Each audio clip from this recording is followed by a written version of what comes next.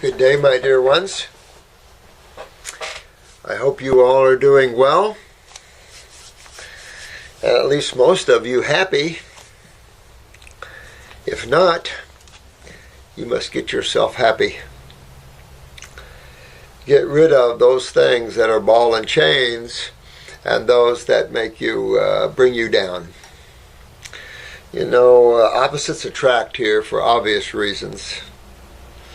And building the law of homeostasis and watching that being applied in chemistry and ionization and applied emotionally and applied all over the place. You know, it's funny, when you look out at this planet, if you look at the religions, most of them believe in one God. And there are other minor channels, I would say, for the God force everywhere. God has channels for itself everywhere.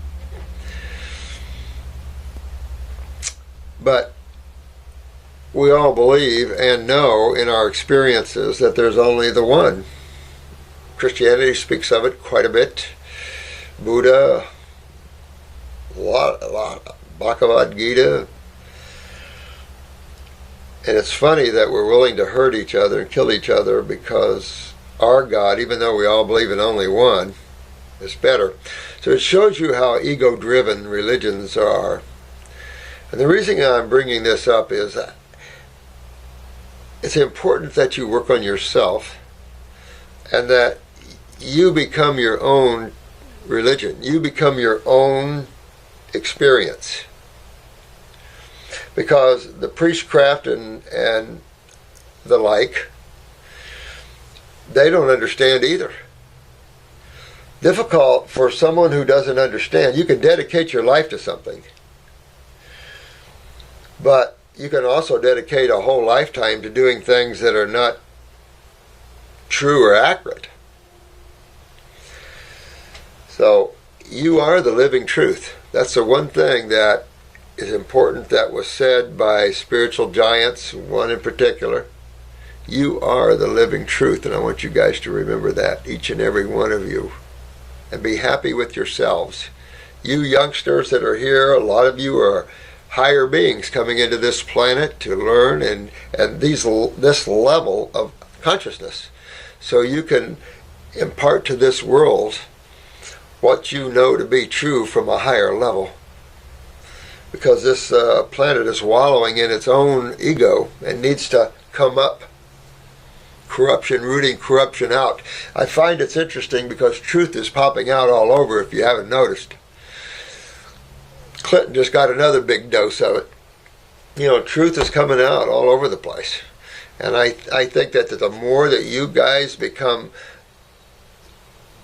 the beautiful people, the God people, for lack of a better word, to those that give the love and put a helping hand out to others, the world you make doing that is incredible. And for those that are aware of out-of-body travels, you know what I'm talking about in some of these most distant lands or these areas of creation that's more in the astral and mental worlds. Some of you that haven't had that experience, the camaraderie and love is incredible, and those are off in their own journeys, and it isn't like this lower warring area so much. There's differences, of course, and there are wars at different levels, but so I just wanted to talk to you about that and understand that. Give love to people. You might not like someone, but you gotta love them because you know who they are inside. You know, the mind and emotions takes us on journeys away from who we really are. Because creation is simply expressing the unexpressed. Creation is expressing that which is infinite, that which you cannot define other than the word consciousness, the word awareness. That's who you are, and it's hard to define you.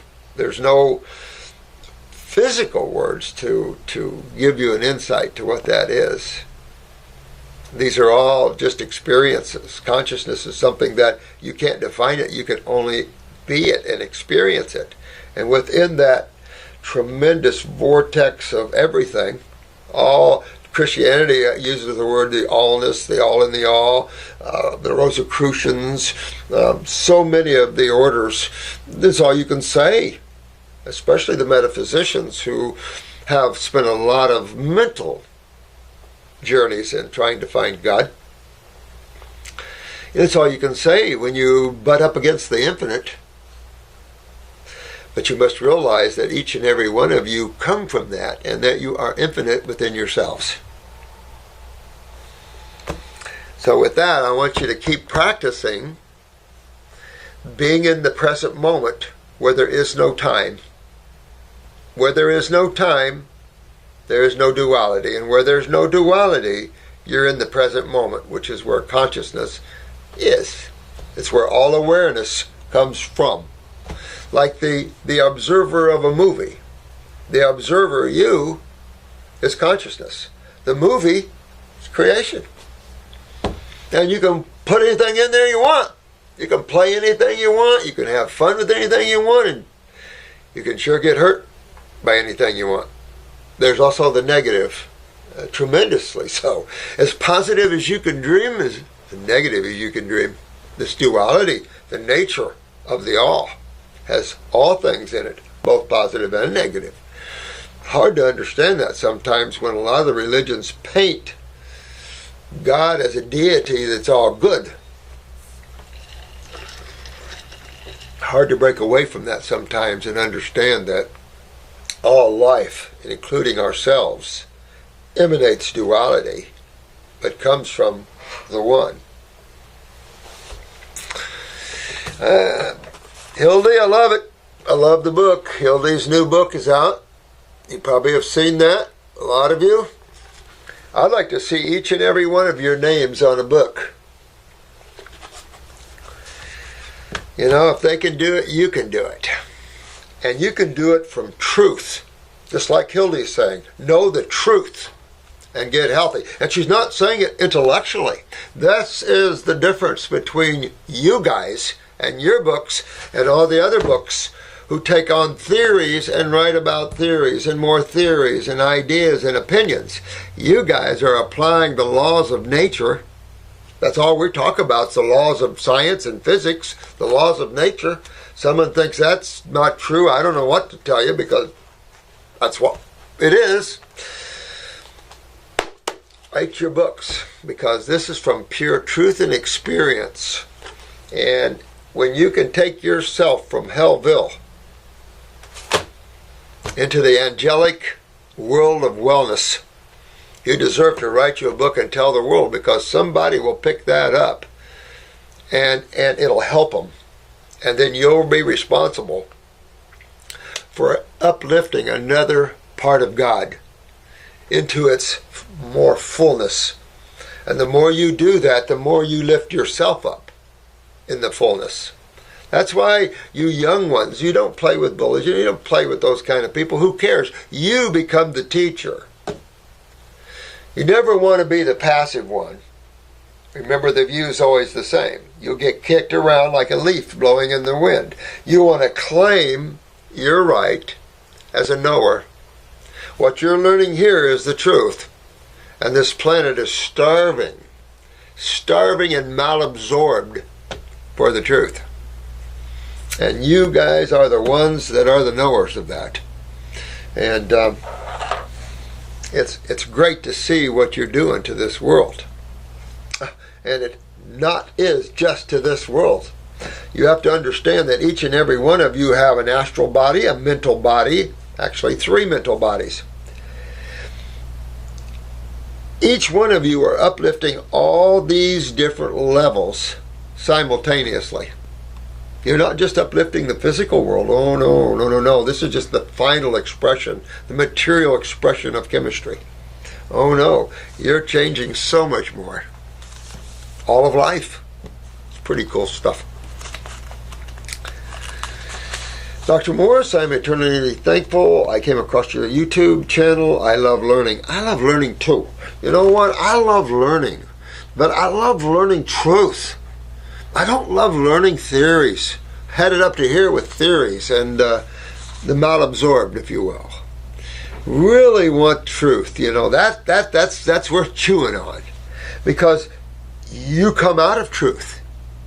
And by merging with truth, it's like putting on a fine dress or a fine suit or whatever. Or mock. 9 months ago, I was injured at the gym. Wow. I hit the front lobe of my left side of my head. Oh, Lord. Then 3 weeks, look at this karma. Then 3 weeks later, I hit the top part of my head at home. I went downhill fast. Every symptom you can think of, I had. Excuse me. I've been doing a lot of fruit. Pulling that crap out, baby. I took only herbs and cleansing to get better. I am still not 100%. 9 months later, I still get headaches and ringing in my ears, nerve pain and numbness and sinus pressure. Can you tell me what else to do? I take brain and nerve and juice everything right now. Okay. I'd love for you to look at my eyes too, if you could, so I can understand. You know what, Keri? Send me your eyes again and label them to, Chris isn't here, so Megan, I guess. But I'll take a look at them. We'll take a look and see here, but I can tell you right off.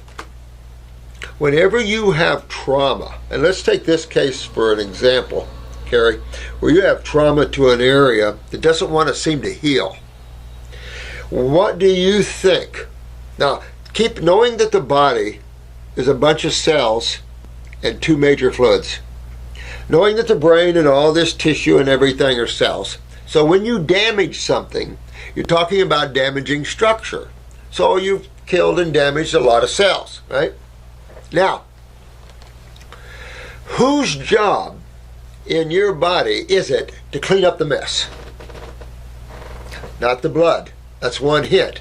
Well, what does that leave you? That only leaves you one other system left. So it's an easy guess. It's a lymphatic system. That's why when you bruise easy, you hit yourself, or you know, those that have petechia or real thin connective tissue stuff, and you bruise easy, how come it takes a while for that bruise, that blood to come out of interstitial spaces? Because interstitial spaces is what? 80% lymph.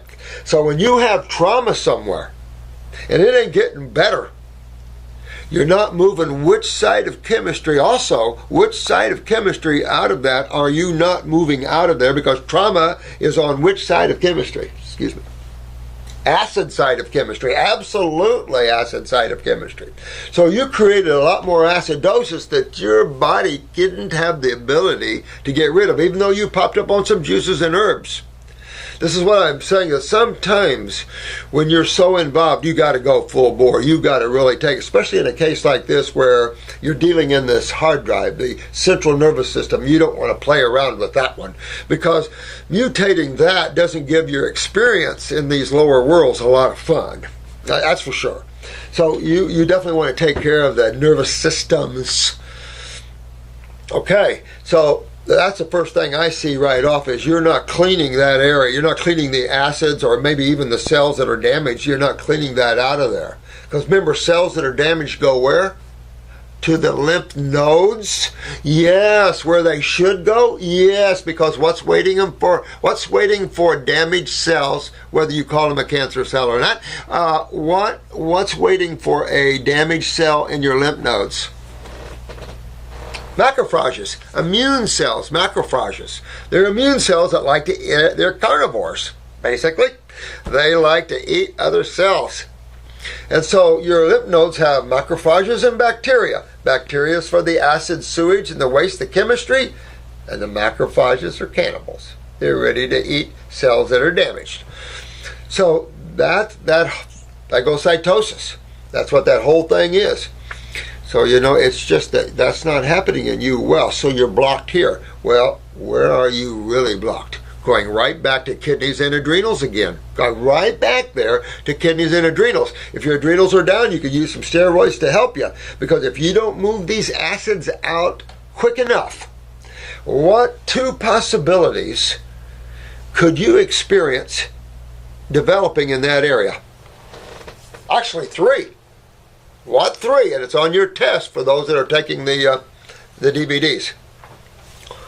Cholesterol or lipids, fatty deposits, calcium deposits, or edema or cyst. So these are the things that can develop here, and not to mention the fourth thing, excuse me, could be a tumor. Because you've got all this sewage, it can't be taken away. Your brain is continuing to produce waste. All these cells, the neurons and all these cells that are producing all these metabolitic wastes, they're not moving out well. So pressure comes in, and of course, then it can start affecting what? The cerebellum. And then eye visions get cloudy and blurry. You know, the headaches, the spasms, and things like this is going on in there. And headaches are spasms. So, this is what I would do, Keri. First of all, I would get right on the, if you've never done the kit, get on the kit. You got to do something to take care of this. So I did at least do a few of the kits. All right, so the first kit is the dewormer as well. I would take that first kit if you can afford it. Add upper circulation and brain and nerve. If you're still having these headaches, you could use Spasm Calm, which is an antispasmodic. And that'll help with the, and you can add it right in your dosages, along with the brain and nerve too, and it'll help keep that headache down. It'll help the spasticity of that area, since it's highly acidic and very spastic, hyperactive. See what I'm saying? What happens with acidosis? That, or the other way, just chew it on up. So, very important to take care of this, Keri, because it's not good here. This is the hard drive, honey, and you want to get this out of here.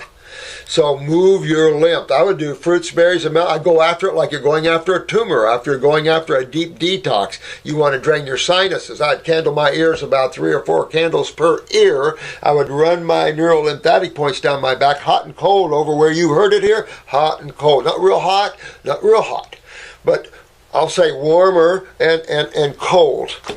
If you have to, cold packs while you're working on moving those kidneys. And you want to get on kidney formulas, lymphatic formulas.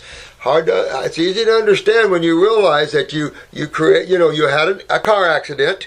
Now the record, everybody's got to come clean up the mess. That's not the blood. The blood cannot be compromised. It must always maintain its purity. It's next to 7.4 pH as it can, all that and above. It'll do anything to maintain that, or death is assured. Assured. So you never dump things into the blood. Never. And if any does, I often thought this is why they discovered the lymphatic vessels piggybacking the veins in the head. There could be, I've said this before, some type of diffusion or osmosis type of scenario there, where you're pulling these acids, if there's any in the blood from that. Because you cannot acidify the blood. Period. End of story. So your lymph system, and this goes back to the lymphatic system. This is why I said years ago, detoxification, regenerative detoxification is the golden key. The golden key you guys hold in your hands and in your awareness of how to get well, even from trauma. If you're in a coma, you know, it's one case, we have a guy and his wife's in a coma. We contacted him. I think his wife, maybe it's a young child, I can't remember. And again, have you ever worked on a coma case? No. How about you being the first? We've worked on a lot of near deaths. You know, it's funny. As long as that soul hasn't broken that cord and you're still around that body, you can get that body well. And the people that question that, it's like, what? I've got a loved one in a coma. Try anything. Try anything. Let's get them out of it. But that's not what you see out there on the planet. Interesting stuff, if you will. Keri, thanks. Appreciate that. And take care of yourself, because you want to take care of this, get all this out of here, get your kidneys filtering, and maybe this is why you had this accident. Now look at this sinus pressure. See, all this is building pressure because you're not moving, and that's another sign that you're not moving lymph. When you build a pressure in the body, what does it tell you? You've got a blockage. And if you have a blockage, what's being blocked? Blood or lymph, because when you have a blockage, now you're talking about fluid flow, right? Not talking about cells, talking about fluid flow, where there's only two major ones. I mean, the water is obvious. Blood and lymph. So that lymph is always, we're always coming down on that sewer system since it comprises 80% of interstitial fluid. I mean, you have to take a look at that and go, I get it. Dear Dr. Morse, thank you for all your wonderful videos. Thank you. I'm glad you guys like those. I'm looking at those guys. I don't know what you like about them, but I'm glad you like them. And if they're helpful, that's all I care about, is that they help you. They help you take care of yourselves. I've seen enough of this crap of going to physicians and them ripping people off and not even knowing what they're doing. This is a time for everybody to learn and help themselves. You notice that? Remember, put the oxygen on mama first and then the babies. You guys get yourselves well and your kids coming with you, because this world needs that. It needs a change in consciousness. It's wallowing. Oh, thank you, sweetheart, or whoever. I had a few queries for you. Indeed. I tried emailing twice a couple of months ago, but I fear my emails are not getting through, so I hope you receive this. Well, we get them all, but there's so many emails, and they're all being routed to different people to take care of differently. So, I don't know. I'm not over there. So, they're having a time at it, and I appreciate your patience. But, Jen B., I think most of you are familiar with that, her. She will be helping me with the camera and all this. She'll be taking Chris's place here while Chris is in New York. He will be living there for the next year. I just wait till he gets through this next winter. He'll be down. He'll be running down, wanting to move back.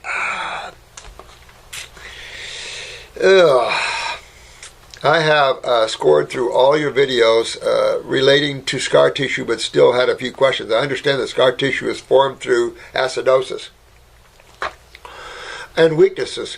You know, when something's weak and it's damaged, the body isn't stupid.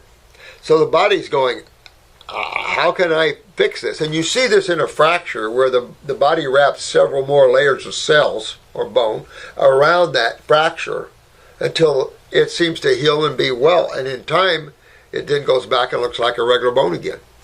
So it's all in the ability of the body to be alkaline and to heal itself. I think a lot of you have experienced this by now, the incredible rapid state of healing that occurs in an alkaline dominant medium. It's just amazing. We've talked about this a lot. Arnold Ehret and my own personal experiences verify that to the T, and I'm sure many of you have. Yaz, remember Yaz? I think he also experienced that.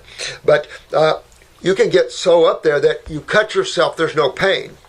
There's no pain and there's no blood. You cut through capillaries, no blood. What made it clot so quick? Because there was no bleeding at all. No pain. I've experienced that many, many times. Arnold Ehret experienced that. You can only experience that on 100% raw and up there. The only time. Now, I don't know if you can experience on vegetable matter. I don't think so. On a fruitarian level, you can cut yourself and not even hurt yourself. Amazing. It's just freaking amazing. I do believe if you add a salad, you'll feel a little. But as you come down into the cooked foods and stuff, it hurts more, it bleeds more, and it pusses more into the meat. And then when you start eating meat or proteins, it hurts a lot when you cut yourself, it takes a lot longer to heal, that sort of thing. When you see that and you experience that firsthand, you then realize what healing's all about. You start to realize, whoa, whoa, whoa, whoa, whoa. And so you start to see the difference between a base-dominant body and an acid-dominant body. And in one, you have deterioration, pain, and all the diseases that the medical doctors can come up with. And on the other side, you have vitality, robustness, and extreme health. I mean, it's just amazing when you see that, because it makes you wonder, at what level could the human get?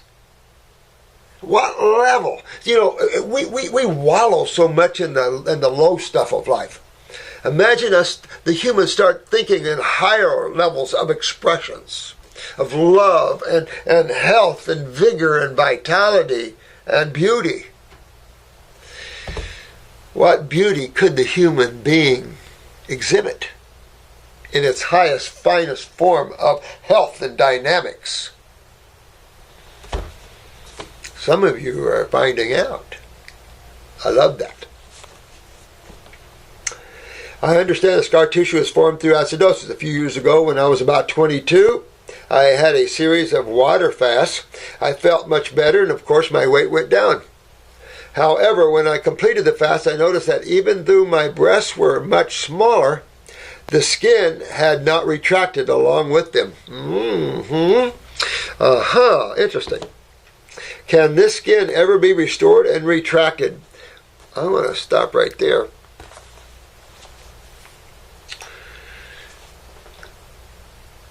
And I'll just talk to the ladies for a minute. Some of you ladies can do like this and you feel mushy. Some of you ladies can do like this and feel muscular. The difference comes from the very beginning in terms of malabsorption and all the cofactors of digestion and the types of foods that you were consuming. Also, your level of play or not play. This is why you get on the floor and crawl. This is why kids run. This is why puppies run and play, because it is essential that you build underlying muscle. A lot of people did not do that, especially the ladies. I come from a family where the ladies were up here and the men, put you on pedestals. Matter of fact, the men did all the work outside. Of course, the women did the work inside, of course. The ladies were never put into strenuous situations and things like that. So,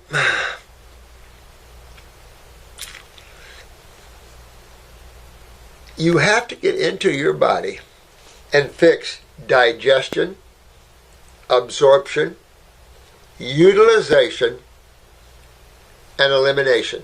Remember those 4 phases. It's just common sense. Without proper digestion, you can't get your goodies. You can't get your nutrition, if you want. We'll call it that. 2, if you don't absorb those goodies, you're done right there. Everybody's still stuck in the bowels.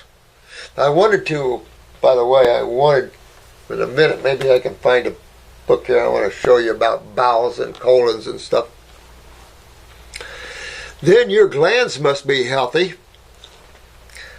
because through hormones and steroids is the utilization or the metabolitic process. And then you have the elimination of all the wastes that were created by all these processes. Make sense? It's just what your car does. It's just what a jet does. It's just what a rocket ship does. That's just what everything does.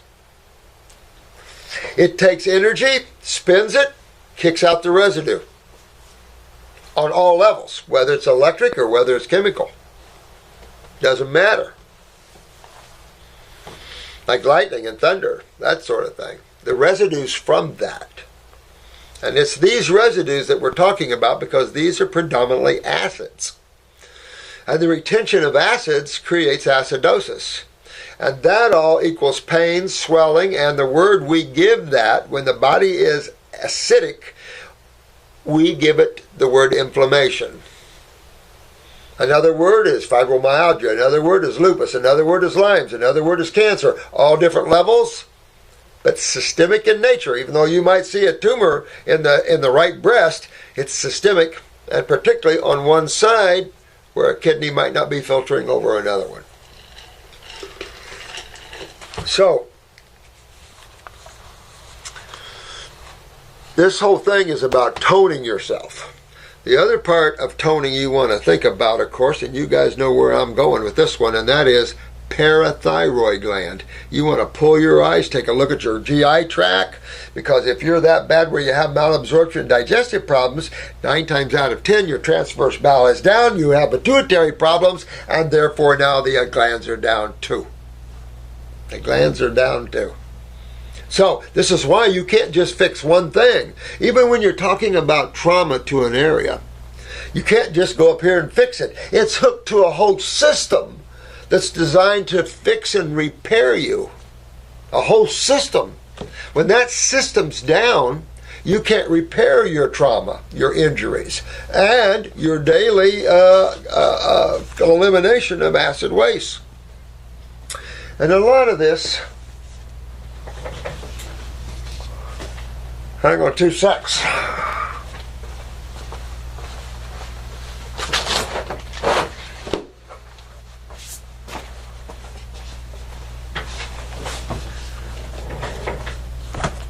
The book that we have on the market came out of this book. I wrote this many moons ago, and I wrote it for our classes because I've been teaching these classes for 20 years or more. And this is just a conglomeration of everything. I took a lot of years to put this together, but I wanted to get to the colon because I don't know if you've seen some of these charts, but what the average colon looks like today. We did, one of the girls pulled this and they put it in some of our new things for you, but hard just to find it real quick for you. But the average, if you want to take a look at the average colon today, I just can't find it quick enough for you, but the average colon today is one gigantic mess. I can't even tell you. A normal colon is almost like a horseshoe. You're coming in from the small bowel. You got the cecum down here, hooked on the end of it. You have the lymph node, the appendix. Then you're coming up, right? The ascending. You're going over with the transverse. You're going down with the descending, and then you have a curve. And that's where the horseshoe moves over with the sigmoid down to the rectal. There's just no such thing as any of these healthy colons.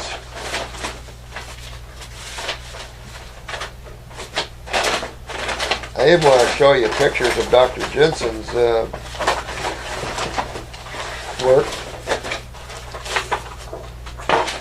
but I used to have a lot of these pictures here where I could just get them for you. But the average colons are Humpty Dumptys, they're prolapsed, they're ballooned, pocketed all over the place. Sometime I'll show you a whole bunch of pictures of them, and I'll have my act together here, and I'll show you what they look like. But it's rare. Once in a while I'll do an iris analysis where the colon doesn't look too bad, and I go, wow, nice colon, considering, because they're a mess. They're a mess, and we talked about this maybe on the last video or two about how the World Health Organization, they all agree it's from the proteins. Well, again, the kickback is not just the colon. The blowback is also the kidneys. This is why our kidneys are very bad. So we're battling our eliminative organs, and that's the last process on these 4 processes. We're having to go to this last process, the process of elimination, and fix it.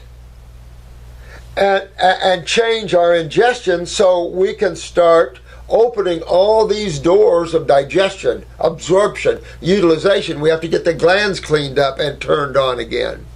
So it's just a process you have to go through. But when you're weak and saggy with the skin, parathyroid gland for sure. But when you get into your body and you're going after stuff like this, you can't just take parathyroid and maybe a bones and think you're going to do it. It could. But you want to go right after this, baby. You want to go after the kidneys, the adrenals. You want to go after your body as a unit, as a one.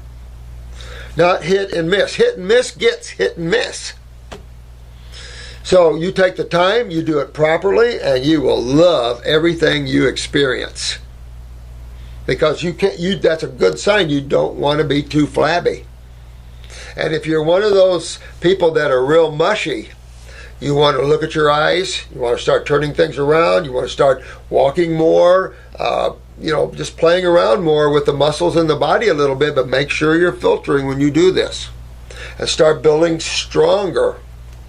You see it in the hips, ladies. You see it in the hips. Remember the flabby hips versus the solid hips. And everybody wants a solid body. So you got to go back and take a look at these: digestion, absorption, utilization, and eliminate. Believe it or not. On top of that, you want to take a look at the parathyroid gland and connective tissue and things like that. All right.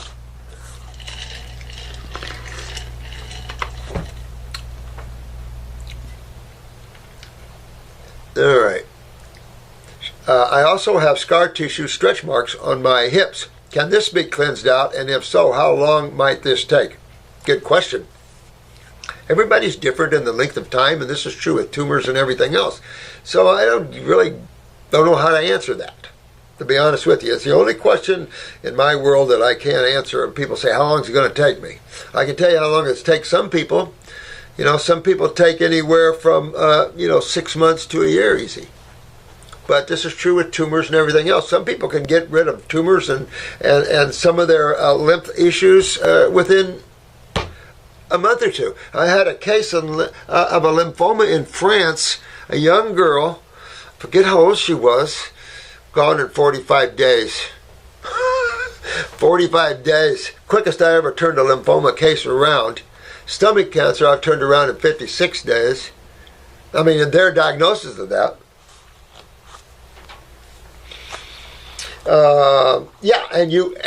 And the fact that you get them, and I've mentioned this before since I spent so many years in heart work, is the open heart surgeries and the cable or the huge scar that you can have down there. You really don't want to hardly even see that you've been cut anywhere. That's good healing when that happens, when you can walk away with no scar. When you have a scar, it shows you that you're more acidic and weakened. So therefore you turn that around. You go to the base side, you get your body hydrated and alkalized, and at the same time you strengthen. And the body will chew and make itself pretty again. I don't know about birthmarks. Don't know. Never seen anyone reverse one of those. Never seen anybody focus on that. So I don't know about that. Can this be cleansed? I do know it is best not to look at certain symptoms, but to go after your health. But I would love to know all the same. I know, because especially a female, this has to be a female, and absolutely you want a toned body. But you've got to take it all the way back inside here. You have to go back to even childhood. I remember there was a quad. She was a C3, C4. She was one down from Christopher Reeves. C3, C4. That leaves you nothing. She did have the ability to, with her tongue, and she had a little lever on her wheelchair that she could move it and move herself around. I had her totally reconnected in 11 months, head to toe. I could have punched a screwdriver right through her foot when I first met her, and she'd have never known it. I could touch anywhere, and we have a video on it. I could touch anywhere. She'd tell you right where we're touching. Now, I shot that video cold on her, which was kind of unfair for us and her, because we just went up and shot it.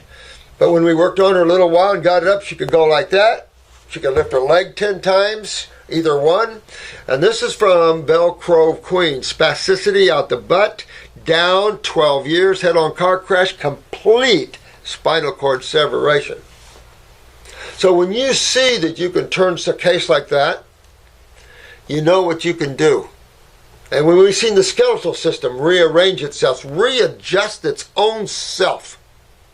I mean, there's a power out there, guys, and you guys are tapping into that. And that's all I know to tell you. Is you run with what we've done and you make new. You know, we've got a lot to show this world of where the human body can go in a state of wellness. And it's you guys. I've done my thing. I've laid it all out. So I'm just here to help you guys. And you guys are going to lay it out to the world. I love it. You just, Ellie, all of you guys, Karen, all of you guys. Kicking butt. But you needed to. You were suffering bad. Suffering bad. And you needed to. And now you ended that karma and you're free. Love it. Love it, love it, love it. Now, I also have another question. A member of my family is a heavy smoker. Hand roll cigarettes. Eats a lot of cheese. Thank God I've never liked cheese. I have never liked cheese. I remember I was over with Eileen and Mutt. That's when they were together. Eileen's nickname is Shania. And even though they were all raw, we'd go to these French restaurants, and of course they bring out the cheese cart. Thank God, that's nothing I never had to deal with. Yuck! Wine neither, and meat. So, this person is a heavy smoker, eats lots of cheese, wine, and meat. All right? So, that typical Homo sapien. He is very, except for the smoking, he is very slim and can eat pound after pound a day and never put on weight. Could we all guess what that problem is? And I doubt if it's hyperthyroidism.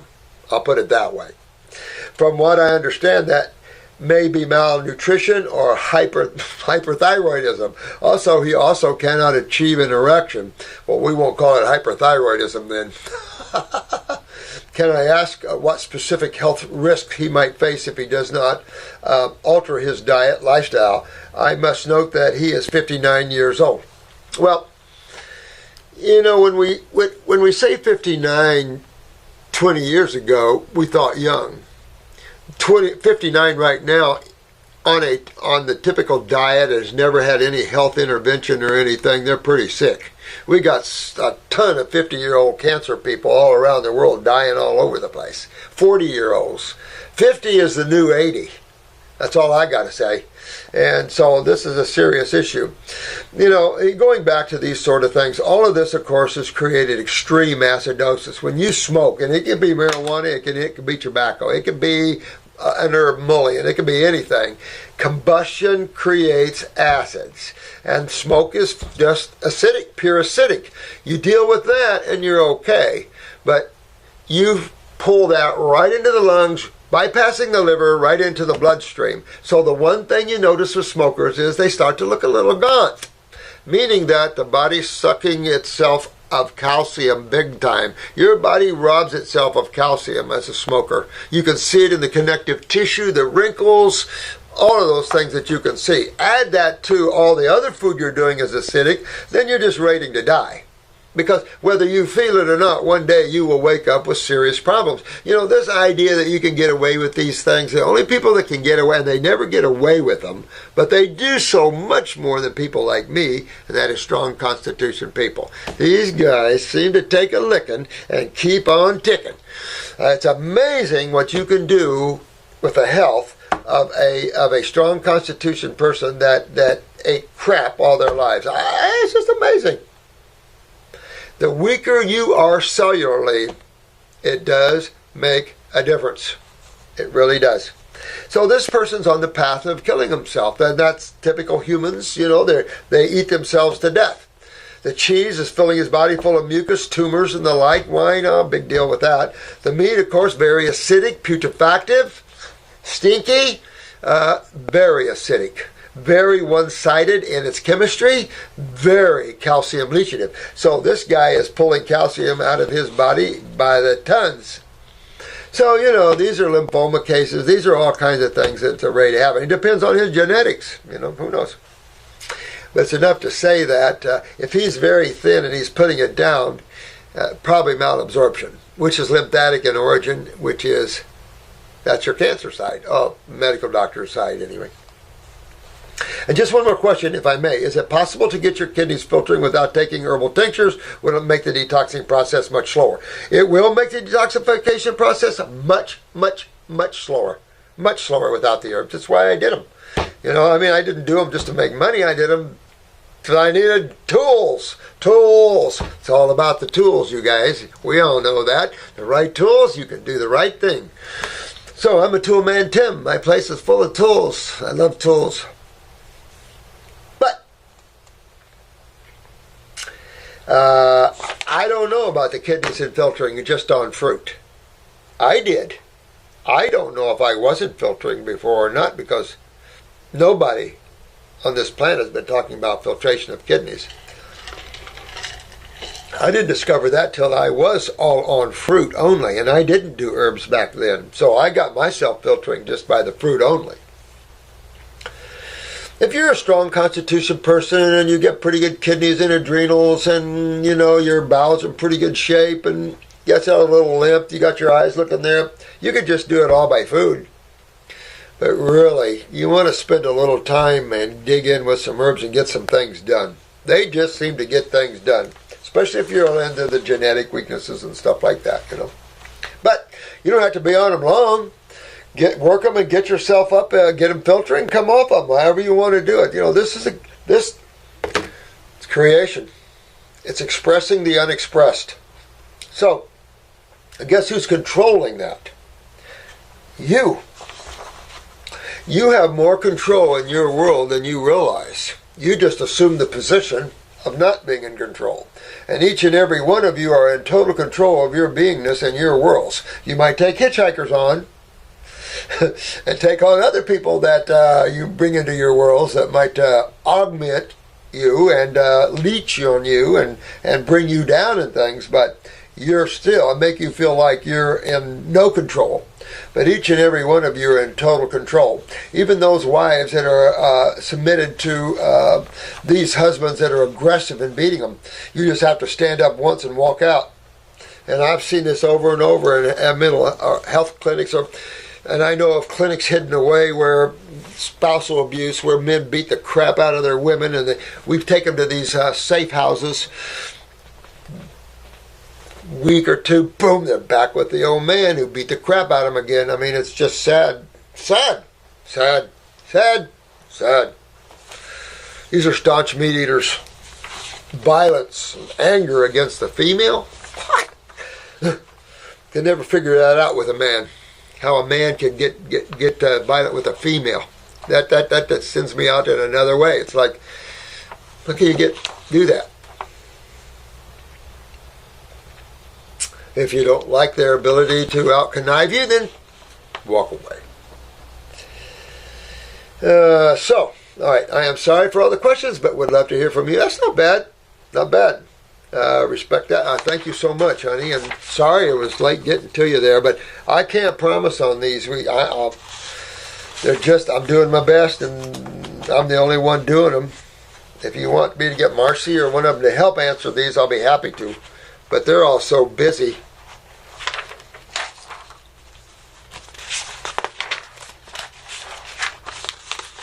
They're all so good. All your questions are so good. I am new to your YouTube channel and have a question. I'll give you a little bit of background information. I am a 28-year-old woman. I am Latina and always have hazel eyes. Well, most of your Latins have bowel issues, GI tract issues, and a lot of the Homo sapiens around the world, no matter what ethnic groups, the guts are down. The guts are down. But when you have hazel eyes, you either have brown or orange around that pupil. Take a look. If it's orange, that's sulfur. And I can't tell you which is better, because sulfur is hell to get out of the body, but brown is chronic bowels. And it'll start making the eyes look, and even when you move from an acute phase, remember that there's 4 phases that your eyes go through, the same phases that we'll call diseases go through, and the same phases that acidosis goes through, the same phase everything goes through that we've labeled here on this planet. Acute, subacute, chronic, and degenerative. So the acute. Okay, so Jim entered the hospital with an acute case of appendicitis. He was rushed to the OR. They cut him open. His appendix had popped. And they suctioned him out, sewed him up, and saved his life. That wouldn't be a totally accurate way of describing that experience. I could rename that this way. Jim entered the hospital in a degenerative state of pain. He was rushed to the OR, cut him open, and found that his appendix had popped it out. He was not in an acute state of pain. He was in a degenerative state of pain. Pain generally comes in the body in the acute, lost in the subacute, comes back toward the end of chronic and degenerative, as a rule. So, acute is when something is, you're just creating something. Remember I told the experience that I went into the mall and bought a little baby milkshake, started drinking it, got a sore throat. I created an acute condition, a sore throat, by the mucus I created by putting in dairy products in my body. Plain and simple. Ate an apple, cocked up the mucus, sore throat went away, cured myself of whatever the medical doctors thought that it might have been. So you see how that goes? If I would have got a sore throat from milk and didn't realize it was from the milk and thought it was something I caught from somebody walking through the mall, went to a medical doctor, had an antibiotic that suppresses my body's ability to expectorate the mucus that I created by eating wrong food, I then would have moved my acute problem. My sore throat would have went away. Oh, I cured it. Thank you, medical doctor. Thank you. No, you didn't cure me. You suppressed me. Now, the next time I have a sore throat, it's going to even be rougher. Because all that mucus that I could have got out and cleaned up and been done, I suppressed it. Now when I have a sore throat from whatever food or whatever, I'm in a subacute stage of a problem. That starts to turn my blue eyes yellow.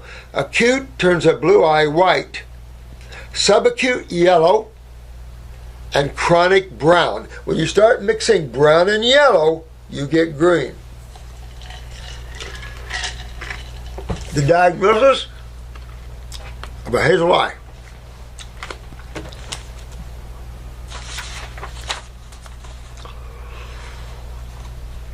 In my family, we have all different color eyes, from bright blue to dark brown, and lots of green and hazel eyes. Well, the green and hazel eyes are the sickest ones.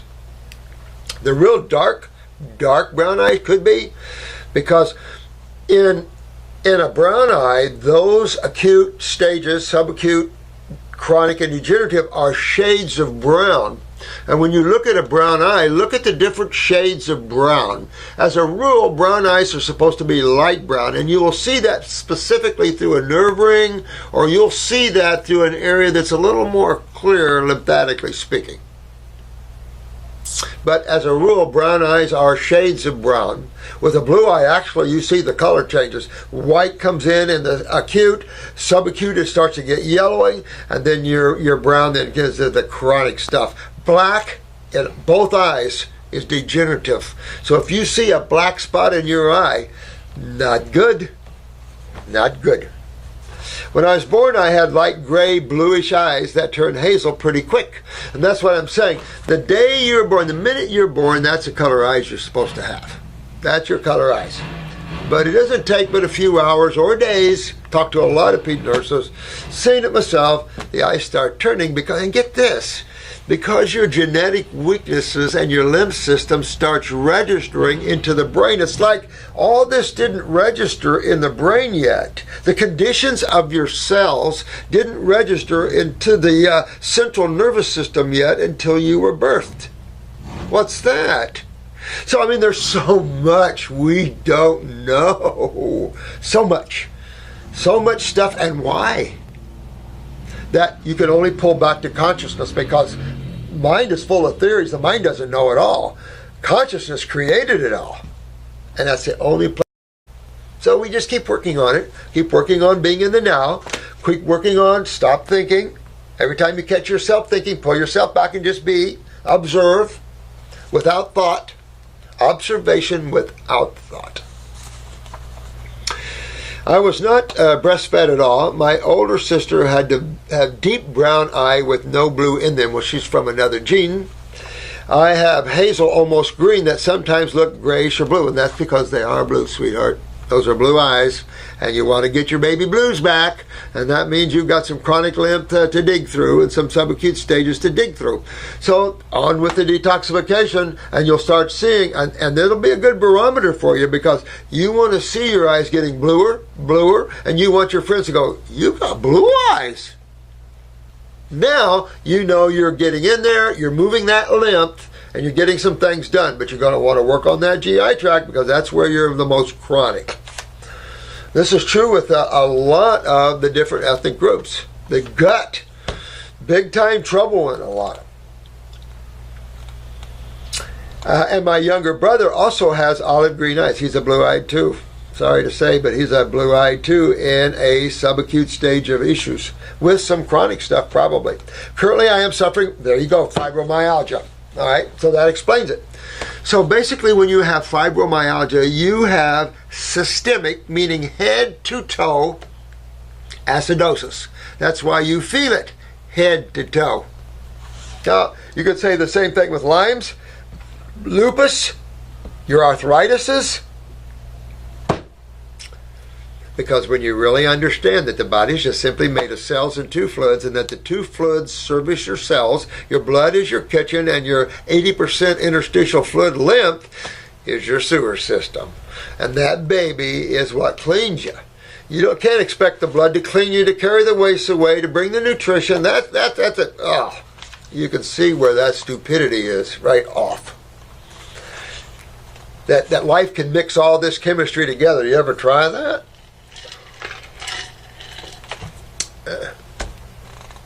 So, here's polycystic ovarian syndrome. In other words, she has multiple cysts, okay, on the ovary. And all this is your lymphatic system. Your lymphatic system, sweetheart, is down. Your eyes are showing it.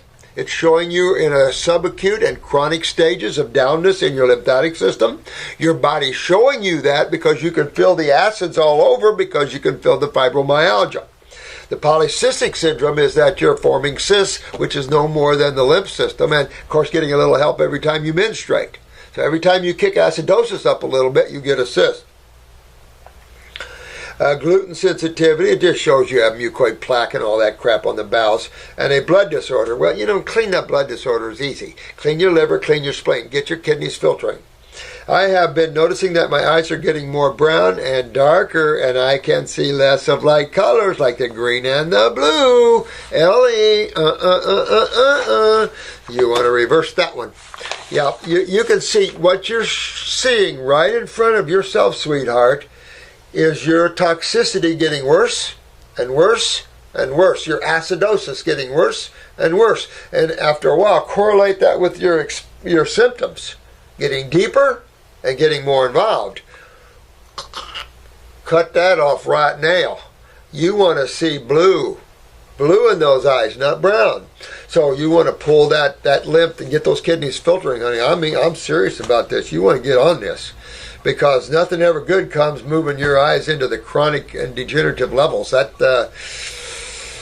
good. So you want to get that body detoxified. But I'm glad you wrote this to me, because it helps everyone see this. And she's an excellent example showing you her body, watching her body getting acidic and toxic as she gets older, and watching her eyes change. Now she can correlate that to her issues and things, and as she starts to clean her lymph system, the eyes will turn blue. You can watch it, and her symptoms will go away. I love it. And you guys should too, because that's what it's all about. And Ellie, you get yourself well, sweetheart. Don't sit there and take that stuff. It's your body. You've got to be the one to carry it around, walk it around. You're the one getting the blowback. So it only makes sense that A nice body is like a nice fine truck or car. Hello, Dr. Morse. Thanks for the opportunity to ask questions of you. You're quite welcome. I appreciate that. And you notice I answer them whatever they are, right? I've been researching for a friend who is a nurse, and her child has, I never know how to pronounce that. It's EHLERS. Ehlers Danlos, something like that. They are clueless as to what to do for it at the hospital she has visited. Well, let's take a look at this. I have Lyme disease myself. Now remember, Lyme, we just got talking about fibromyalgia and Lyme. So remember, guys, and you can just see this is all over the place. And it's all over the place because the young people are being born with worse kidneys and adrenals than ever. They're not filtering. Their lymph system's a mess. Look at all the skin conditions we talk about on this YouTube channel. So many suffering young people with skin conditions. That's sad, sad, sad, sad, sad. And it's affecting their personal growth, the way they see themselves, and everywhere else. So we have a job to do, us older people, and that is to fix this place up. We made a mess of it. Remember that T-shirt I showed you where the guy's walking back? Yeah, right. All right, and I'm hell-bent on proving it is one and the same. Absolutely. Absolutely, honey. And I'm going to tell you, because that's all there is. I mean, we can label, the mind labels. The medical doctors is nothing but a mind game, and it's a labeling game. So we wear labels, badges. We don't wear no stinking badges here. We don't need labels because we know in science what's going on in actuality. No games, no guess. This is science. This is what's going on. You can test it. You can see it. I don't know what that is. You know, on a label, you want to understand what's going on in chemistry. And so whenever you see a buildup of acids in tissue, you're going to see the word inflammation. Inflammation has many parts to it. Inside, of course, you're either dealing in the histamines or interleukins or whatever. But you also are part of the inflammatory process, guys, is still calcium, cholesterol, and edema. You have all these factors, and all it is your body trying to protect itself from what? Proteins, or, from another word, acids.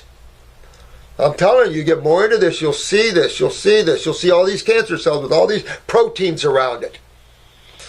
So you begin to realize that, whoops, we've been walking down the wrong road, because take a look at the human race. Everybody's walking down our golden road to Wellville. They're all looking good. Look at the people walking down Hellville Road. They ain't looking so good, and they're following the advice of the AMA and some of these naturopaths that believe high-protein diets are essential. It's like, what?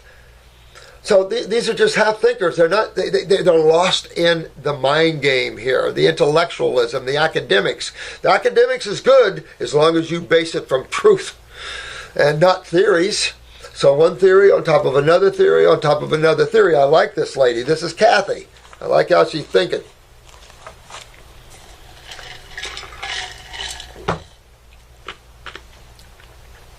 I've been researching for over 10 years since finding out on my own that I have false negative tests on Lyme. I have a strong faith in naturopathic doctors, the right ones. I just watched a video of yours on YouTube referring Lyme, fibro, lupus, and chronic fatigue with ED included. You strongly support lots of fruit for treating the adrenals. What do you think about the high sugar intake if someone has been on antibiotics and consequently are talking about Candidiasis? Well, this is a big question that always comes up because fruit is so lymphatically aggressive. You can feel the difference on fruit and vegetables, but vegetables are sugar too, guys. Carbohydrates are all carbon. All sugar is carbon. And because, that's the thing, you know, how wet can water be? How sweet can a fruit be? It doesn't take its sugars way out there and send your blood. And no, how can I take a type 1 and put them on the sweetest fruit out there and their blood sugars will stabilize once I clean them up a little bit on the fruit? We just have a misnomer about this. But there's no question that people that have a lot of candida can't deal with fruit very well. I know, I get that. So you can go to green drinks, but I've recommended this over and over and over. If you have candida, which most people do, because of the adrenal glands, remember when you ferment your foods, I get a kick out of this one. What is fungus involved in? Fermentation, correct? All right. So, when we ferment our foods, when would we ferment our foods? We would ferment our foods when we have wrong food combinations. We combine a protein and a starch. We put fast digesting food on top of slow ones. That disturbs the digestive process. Now we have fermentation. If there's protein involved, we have putrefaction. It's the worst side of the two. Excuse me. The fermentation requires fungus. How do we make wine? What do we get yeast for? Right?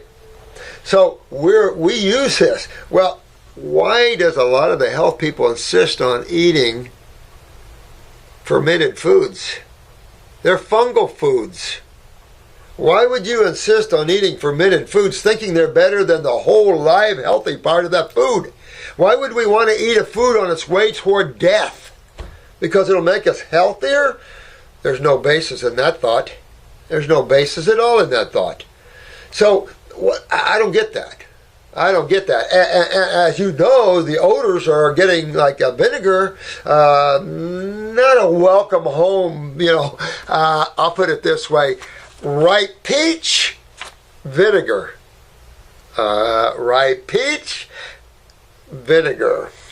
The choice is pretty easy with this Homo sapien. But I like your thinking. But you've got to, and it's not just the fruit for the adrenals. The fruit is actually for the nervous system. There is no other food on this planet that will help rebuild man's neurons and myelin sheaths like fruit. None. I'm one of the best neural rebuilders in the world, I guess, and I can just tell you, I've had years after year of experience with this. Vegetable matter is not for human nervous systems. Not at all. So, you've got to use herbs when you have candida problems. Use herbs to get a hold of this candida problem. At the same time, fix your adrenals, because fermentation also takes place when you're not metabolizing your sugars too much, and that's adrenal gland weakness. That's low cortisol levels. And I might add, get rid of the starch. We bitch about candida, and of course it makes us crave starches, but that's complex sugar. That's sugar. See, fructose is simple sugar, guys. No matter how sweet it is, and no matter how wet water is, it's still water. No matter how sweet fruit is, it's still simple sugar. If you want to argue complex sugar, then let's argue grains. Now we're at sucrose, maltose, or dextrose. These are complex sugars. In other words, they're a combination of fructose and glucose multiplied. Di or polysaccharides. Multiple sugars. That's sweet. And that's fungal. But your simple sugars are fructose. And just equate it to water. It's wet, fruit sugar, sweet. It's supposed to be. That's why we love fruit. That keeps this species polarized to it. Because we love sweet, tasty things.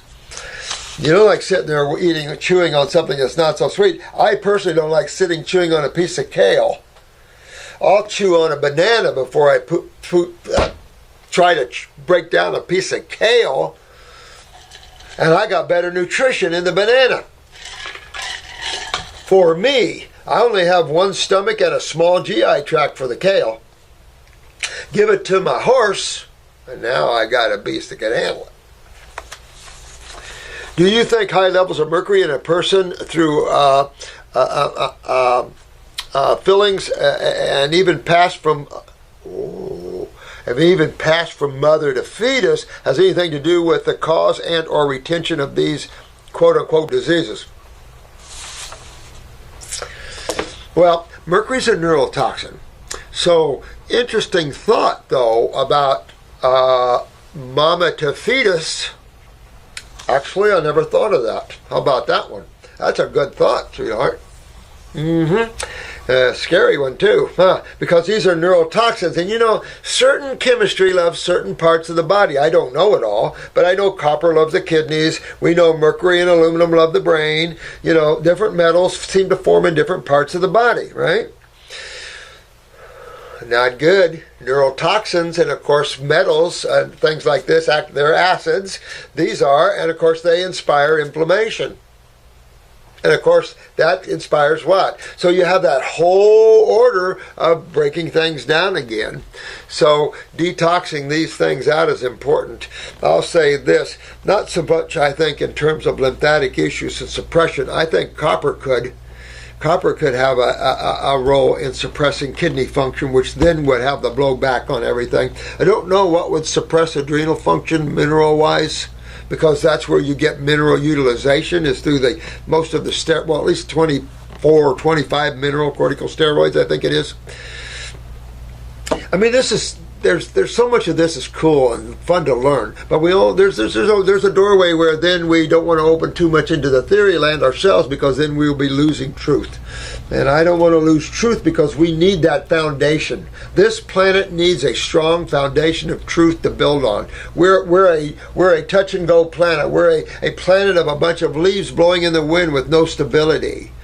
We need to stabilize spiritual consciousness here and stabilize the one world, not through a financial, but through an understanding of a one God. Whether the beauty is the individual belief systems of that can be beautiful, as long as everyone realizes that this is the way I see the one. Oh, I love the way you see it too. Not, you don't see it the way I do, you need to die. I mean, this is dark, agey, creepy. What? This is the bowels, the lower bowels of God, those people that play with that thing.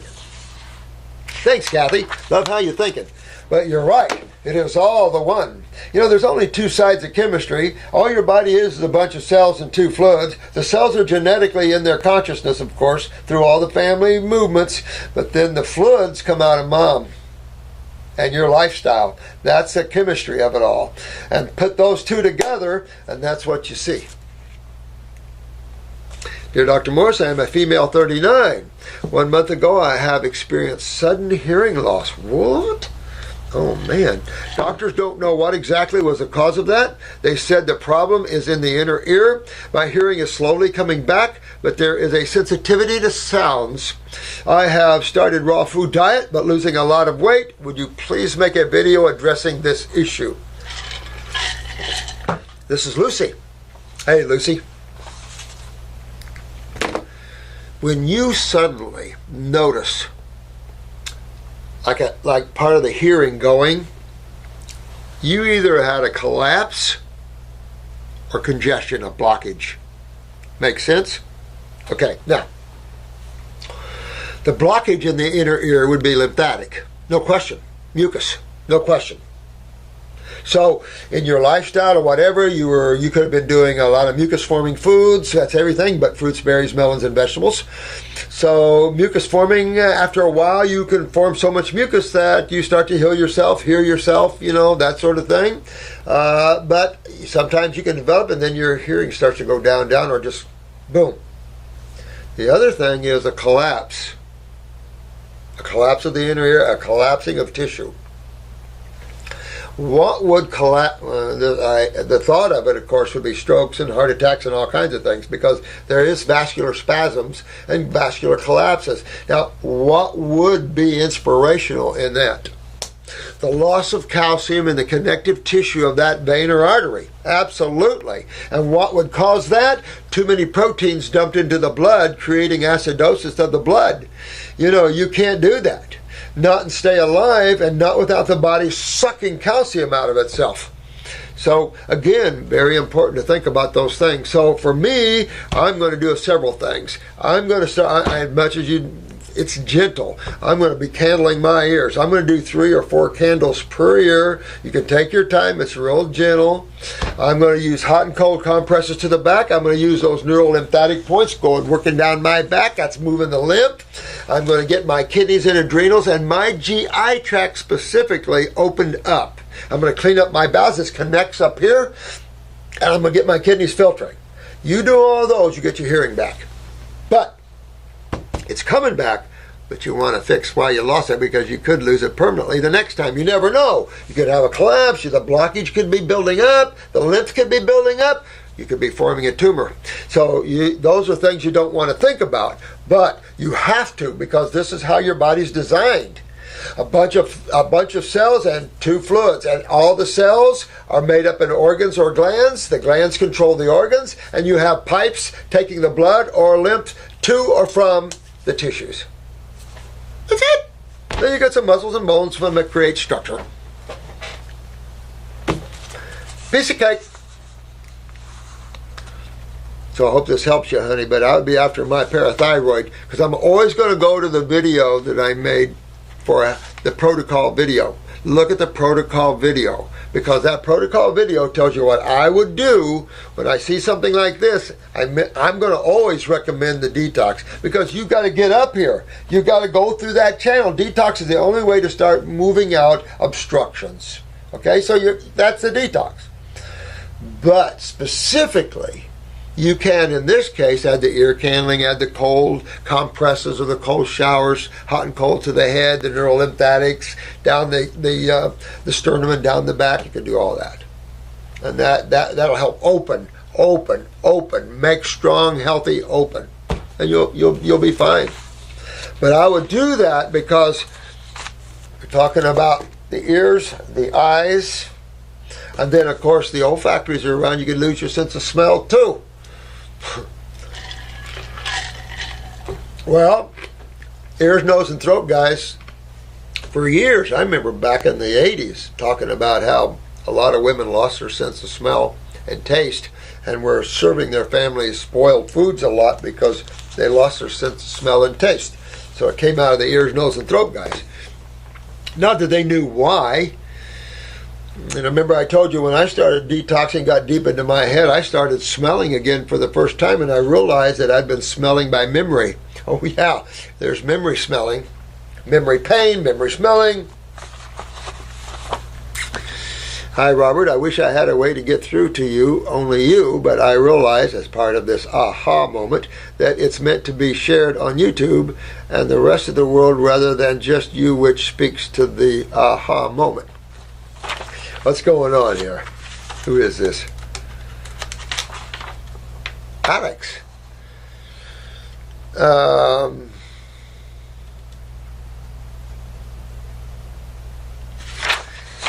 You know, sometime, Alex, to call in and talk to Valerie and maybe set up a spiritual conversation or something here. I wish I had a way. Okay, let's see here. Here's the timeline in short. I was depressed and in declining health. I secluded myself in oh, that's a good idea, though, in a raw community, though, for almost 2 years. Went almost 100% raw. Almost.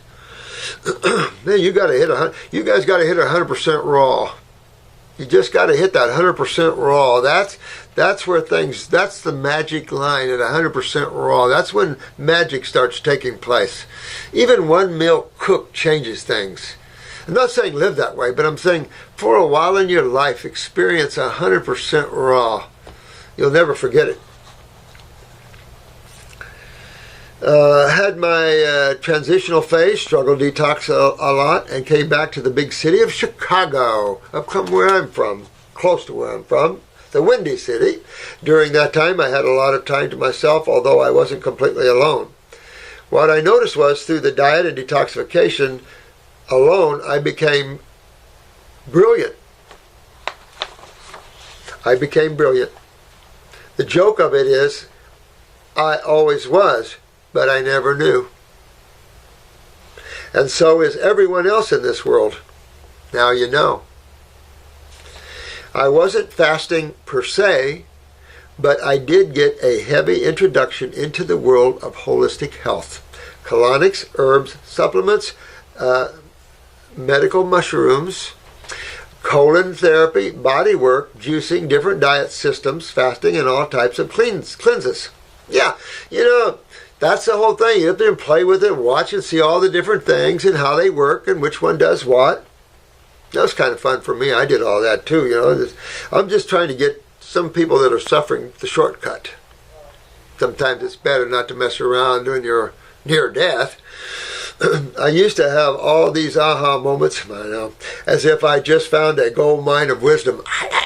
I know, it's fun though. There is so many aha moments. There just is. And that's all levels, not just health, in how the universe is put together and in every way. And why is it? And why is there creation? And there's just a lot of aha moments at all levels. It's the best feeling, and I'm sure you know it because you just feel a burst of happiness and acceptance and unconditional love for everyone, even the ones you hated 2 minutes ago.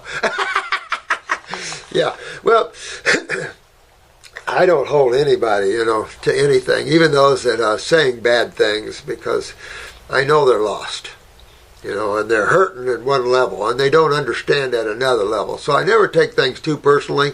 I've gotten mad before, there's no question about it, but it takes a lot to get me mad. It takes a lot to get under my crawl, because it's not worth it. It's not worth it. I see where we're all stuck and what we have to do to help ourselves to get out of this world and to have a better experience in this world. So, it's just that sort of thing. But interesting you notice that, though. I find that interesting you notice that. So I love you, man. After being back in the city for almost 5 months, toxic city too, to Chicago, man. I had one just now. I was sitting outside gardening and just kind of reflecting on the hate and disruption going through my body about my family, friends, and social circles, because no one is on the same path as I am. Raw, spiritual, fasting, etc. Well, join the crowd, my friend. I've been alone for a lot of years. And God sent me one beautiful soul for a short time. But mostly I've been alone too. And opposites attract, remember? Until you wake up enough to realize I don't want opposites anymore. I want someone that thinks like I do, feels like I do, and plays like I do.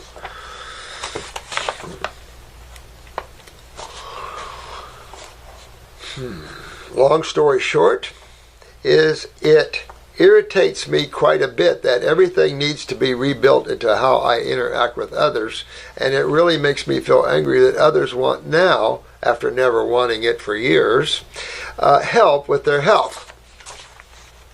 But,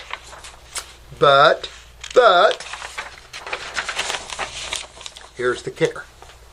I realize that what I hate the most is what I love the most. That my family, whether they like it or not, are following in my footsteps like an enemy of health nuts. An army of health nuts. What's funny is they always resisted, shown concern, said they would do it their way, etc., etc. You know the drill. You go wrong, share the news with everyone who wants it. I know the drill. Lost a lot of my friends with that drill because you're so excited you had the aha moment. But that's the blessings. And that shows you're ready. And you can be ready and your mate not. Or your mom or your dad. Just because you're ready and you're awakening, and detachment is the best word I can bring into this scenario here, where it doesn't matter because you're fulfilled. And as you become more in the moment and you become more conscious, because all it is a matter of surrendering to the moment. There's nothing you have to do. There's nothing you have to learn. You only be it. It's as simple as you can get. And yet it's the most difficult because the mind comes in and goes, but, wait, you can't just be. You got to think. And that keeps you in creation. It keeps you from remembering home, remembering who you really are, and some of the higher levels you come out of. But then remembering that doesn't make this game any fun, because it makes this game much harder for you, because now you know where you could be, and so it doesn't make this level as the more unconscious this level is, the more it works. But if you can become conscious and detached and play the game, and have fun playing it. That's the most you can hope for. My opinion, you know. Because you're going to have a body for a while. And those that you can touch just is now is an honor for me to help you guys. It's an honor because I'm doing it for the Creator. That's my move. I don't. What else is there? It's the all of the all. So there's nothing else to do. That's all there is. But back to what I realized is that they're doing it their own way, but indirectly following in my footsteps because you were the master of the family and didn't realize it, my friend. Just because some souls have older bodies and stuff doesn't make them more awake or older in their beingness. So sometimes the younger one of the family is the master of the family. I've seen a lot of older people or younger like the children of the family with much more powerful beings than the parents that brought that body in for that soul to come into. And you'll see a lot more of that now. But it's up to us as beings that giving these bodies and stuff, also developing ourselves with that. So all you moms and dads want to keep developing yourselves as well. I paved the way for them. You did. You did. And you were Johnny Appleseed. You laid little seeds of thought. Remember, every time you give a dissertation, you're drawing a picture in the mind's eye of that being. Whether they choose to look at it at this moment, who cares? Because you already drew the picture. It's in there. Whether that soul chooses to look at that, that's up to that soul. Sometimes they have to suffer a little bit before they go, I better look at that. Because they're happy with what they're doing. Or lost with what they're doing. Okay? I went to war with my demons at the trenches of society and their mainstream beliefs, and although they don't ask me about, agree with me, thank me, it doesn't matter because they're doing their own thing at their own pace, and I help them get there. And you remember Jesus Christ said the same thing, and I'm sure Buddha said the same thing. Enoch said the same thing. A lot of the spiritual giants went through the same, very similar things. They just don't expose that in religions and stuff. But those spiritual giants of all times, and that includes you guys too, are always up against the social consciousness because you're here with words of freedom, of joy, of ecstasy, of bliss, of health and vitality. That's not a word for this planet. This planet is steeped in negativity and pain and suffering and killing. You look at what's going on every day. A mall gets killed, the kids, targeting kids. It's like, you see, so the negative forces must now come under our control, and we must. So it's becoming more powerful and more of a being. And to be more powerful, you have to get out of your mind more. Getting in your mind is playing with their side. The mind is the ruler of creation. Consciousness created it all, negative and positive. And that's where you want to be, and you will be a powerful being that just walking into a room makes changes. Because you bring with you the God force. And that God force, as you channel it, goes out and makes the changes. And that's all you want anyway. You don't want to personally be involved in other people's changes. That locks you to that person, or to that plant, or to that car, or to that whatever. You want to be and maintain your freedom. That's the beauty of it. Remember the movie? I can't remember what it was, where King Arthur's son came back and fought the demon that this young lad of the community, he was wanting to be the king since this evil sorcerer got this negative being out of the dungeons of hell or whatever, and come and killed King Arthur and took over the kingdom. But he didn't kill King Arthur's son, and King Arthur's son came back and hitched up with this young lad of the village that wanted to be the king. And so King Arthur's son and his men slayed the sorcerer and the demon and gave the crown to the young man of the community and said, enjoy it. And not once told the community who he was, the son of the king. That's what you want to be. Your sucre is in here. Your sucre is with God and yourself. You don't need to have other people's approval for that. You don't need to have the world's approval for that.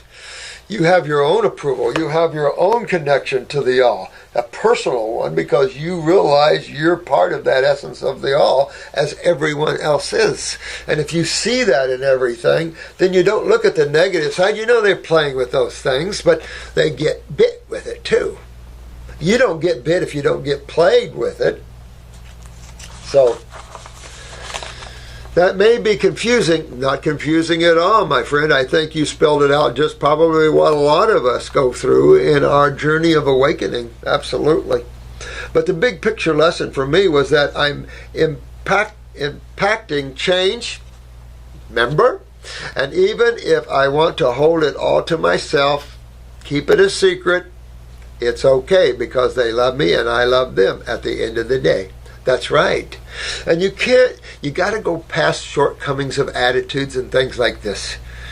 Because these people they're just, they're taking it on and they don't realize what they're doing. If you realize what they were doing, they wouldn't do it. Because it's karma blowback time, and it's what you put out, you get back. Why not put out God? Because that's what you get back. See? So, it's just that simple. There are the simple ways. Buddha, Jesus, they have some beautiful teachings if you can find them, not aberrated by man.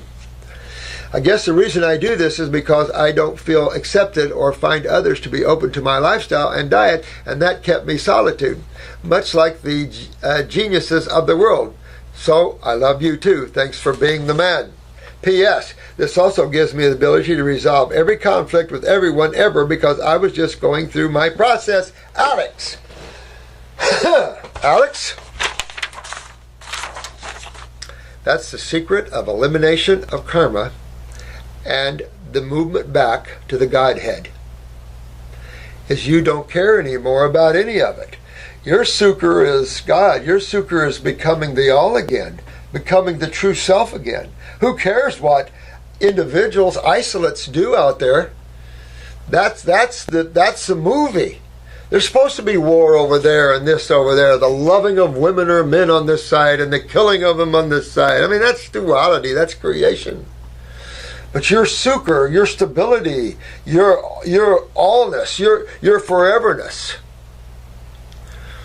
that's what you want to seek, because it's nirvanic.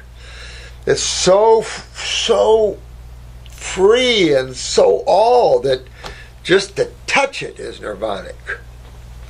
And it doesn't matter anymore then what goes on. It's like having your first out-of-body experience. You no longer fear death anymore. You know immediately. You'll just roll out of the body. You don't have to worry about it anymore whatsoever. And that's the whole point. By merging with all things, it doesn't bother you anymore. These are just beings that brought your body in here so you could come here. That's why you appreciate your parents. They created a body for you. And you could have parents you don't even like. There's no law that says you have to love your parents. I mean, you're going to realize there's worlds upon worlds upon worlds. You're an individual expression of the all. And you have nothing in common with anything else, and yet everything in common. You and everything else comes from the one, but you're the individual as everything else is. And the beauty of that is that everything is individual. I love that. If everything was the same, you're back to consciousness again.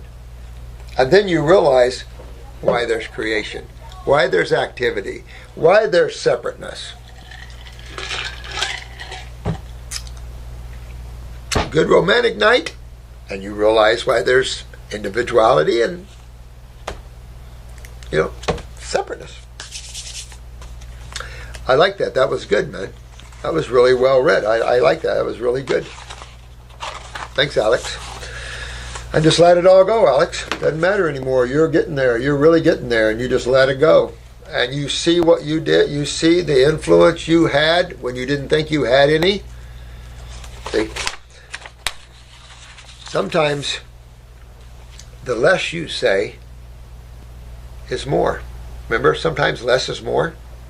And this is true in detoxification. You got to remember that. Sometimes less is more. Like these dry fasts. Look at what they do. They help open up your kidneys better. So sometimes less is more. Sometimes the less said and the more actions. You know?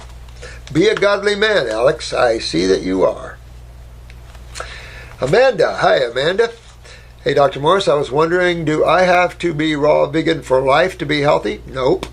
I really love rice, potatoes, and soups, and I don't want to give those up. All right, let's talk about that a minute. You know, there's no question that 100% raw is the optimum level that once you've done it, you will never forget it. And if you can maintain it, I think I maintain 100% raw, except for that one time in Ohio. I think I maintained 100% raw for 10 years, 15 years maybe. Maybe. And then I was introducing a lot of cooked vegetables. And maybe even before that. Because I just remember having a very difficult time with lectures early on, and they were working with me so hard, and I was scared to death to lecture in front of anybody. I mean, I'm more of a recluse, believe it or not. I know you probably didn't show it, but I'm more the bashful one. I would rather go out in the woods and you don't have to see me anymore. I'll be fine. I'm good. I got a lot of friends out in the woods. But I wasn't why I was put here, so I had to work through all this. And it's difficult to get into public speaking, to say the least. And especially when you've lived in the woods around no humans per se or much, it's even worse. So it was difficult, no question about it. But I just kept surrendering and knowing that I'm just letting God work through me. I realized that I have to be an intuitive speaker like you will and let it work through me. It's the only way you're going to do it adequately. If you try to memorize and use the mind, you fail every time. You never talk what you want to talk. You always screw up. You can't remember sometimes.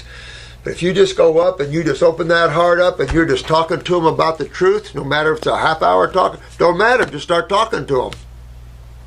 That's what they want. They want your love. They want somebody to show them God's love. The love that life has for itself. And we're just the people that do it, aren't we? Yep.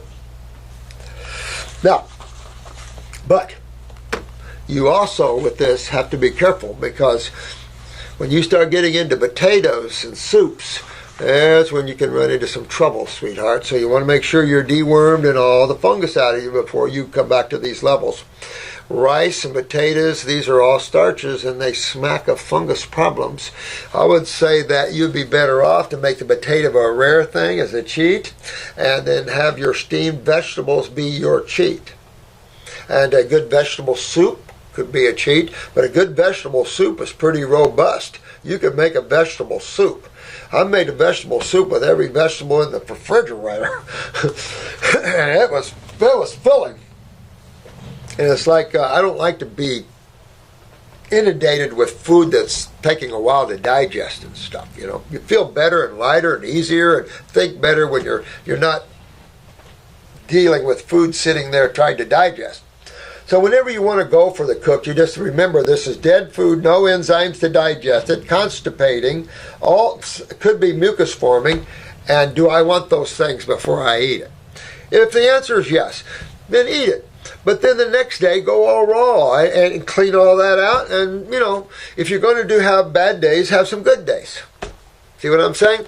But balance yourself out. I would say don't go too far bad, because after a while, you'll notice that you'll start wrecking your body again.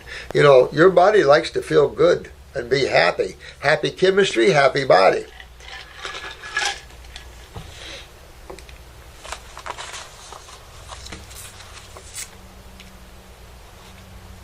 But if you can go 100% raw all your life, well, I can't even imagine what that would yield. It's a tough way to go, but I don't push that because I don't believe that's an achievable goal. I hear a lot of people tell me they've been raw for 20 years, but then I look at them and I go, well, maybe. How long would I have to be raw before I can eat these again? All right, so that's an interesting question. You want to use your eyes as your image of your body and have a good look at what you have to work on. How blue are they if they're blue? How light brown are they if they're light brown? Is there lacunas in there? Is there a lot of lymph congestion in there? Or can I see my fibers really well? You take a look at that. How bad is my bowels? And think about those things. You don't always have to be working on yourself. You could hit it real. I always recommend hitting it hard at first. Then take a little break. If you're a long-term user of herbs, I would do this. I would get to where I was 5 days on, 2 days off. And then sometime take a 2-week vacation off of them. Who cares? You know, the residues will be in there, and they're just there to help increase tissue function and to accelerate elimination lymphatically. That's the only reason we use herbs. That's all you need them for. We have some as antispasmodics and some that are hemostatic. They stop bleeding. They stop internal bleeding. Those are nice tools to have. Those two specifically, because women that have excessive bleeding or you have interstitial bleeding you're unaware of, you're anemic, things like this, your kidneys are so inflamed, or you have bleeding noses and things, your capillaries are so thin from acidosis, that hemostatic formula is very, very good for that. Stops internal bleeding while you go after the parathyroid, while you strengthen with flavonoids, which is your fruits, berries, and melons, the vascular walls. Also, I have a limited budget of $200 to $300, and my biggest concern was hair loss from pulling of the hair, plus obesity. What should I use by? I can't afford all these kits and herbs, but I really want hair growth, as I am only 23 years. It's a 23-year-old female. Okay, so I want you to think about this, honey. First of all, you want to stop that which is causing the hair loss. Would that be a fairly reasonable statement? Okay, so to do that, you have to focus on your lymphatic system. All right. Now, the fruits, the berries, and the melons, foods for the lymphatic system, right? Nothing else. All right. So when you don't have the money, we do have some help here. We do have some help. Some donations have been coming in. We do have some help. But you have to fill out some paperwork and stuff like this, because we're after those that have no money, that are suffering, because we don't have a lot of money, and we give on top. You guys know that. Some of you know how much we give. So, anyway, where was I? I don't remember where I was. Okay, so, if you can't afford herbs, you can see if there's any help here. But most importantly, you can use dry fasting, water fasting, grape fasting, lemon juice fasting. You can use all these techniques playing back and forth. You can do a week on grapes, do a day of water, a day of dry, another day of water or fruit juices, and then another week of fruit. You can play with this. You can play and work this and start detoxing that way. Spend a little money on kidneys and adrenals and lymphatic. All right? There's 3 formulas. At least the GI broom. All right? And upper circuit, brain, and nerve. That's 1, 2, 3, 4, 5, 6 formulas.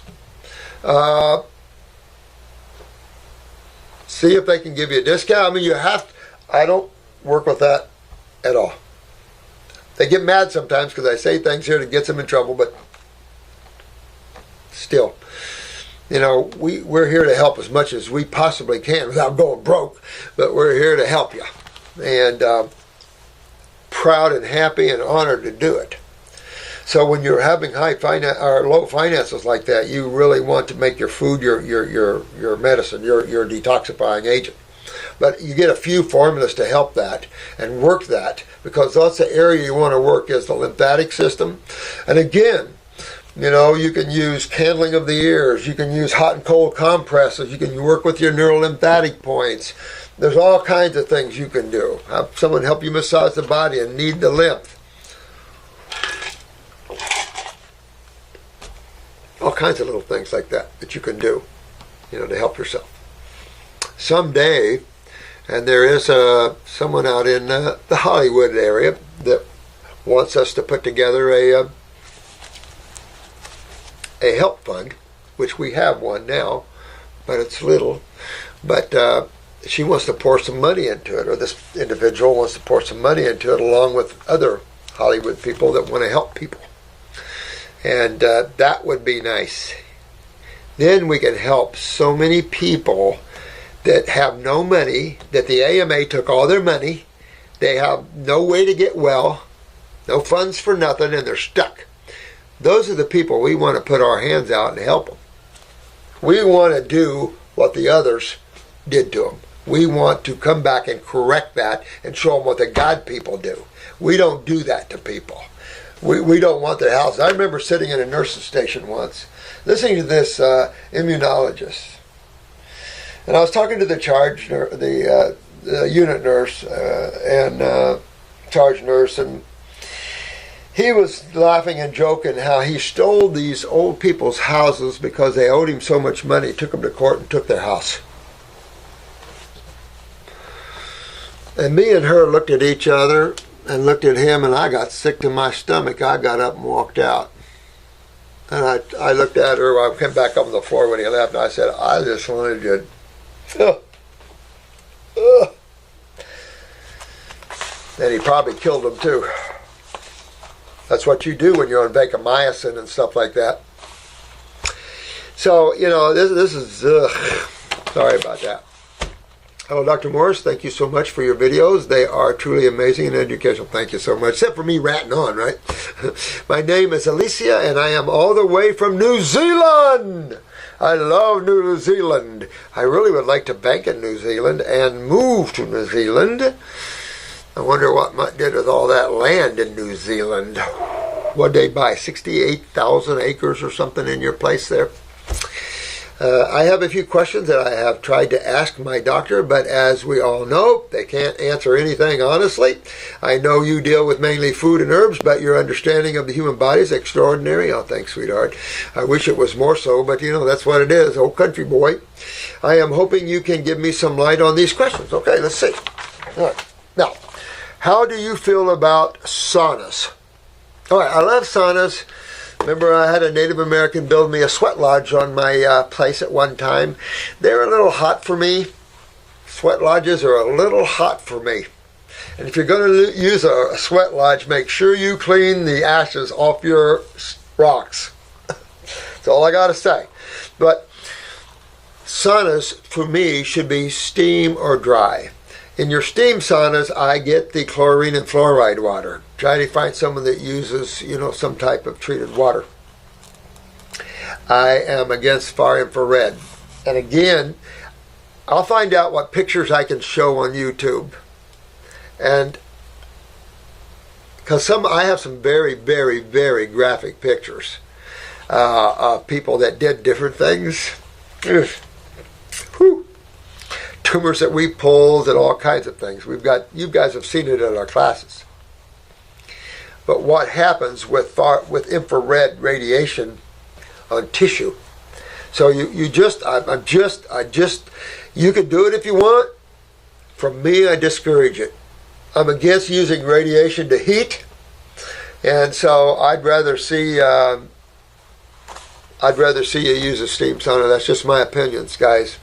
When you see what isolated radiation does, it's just that there's so many.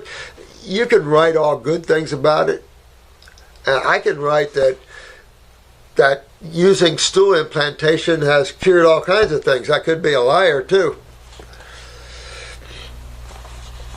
I am heading towards a whole fruit diet. Good, at least for a little while, right? You want to see what it's like, but struggle to find organic. Yeah, no kidding. Organic fruit. Could you suggest something to wash fruit with to make it healthier? Are you in the States?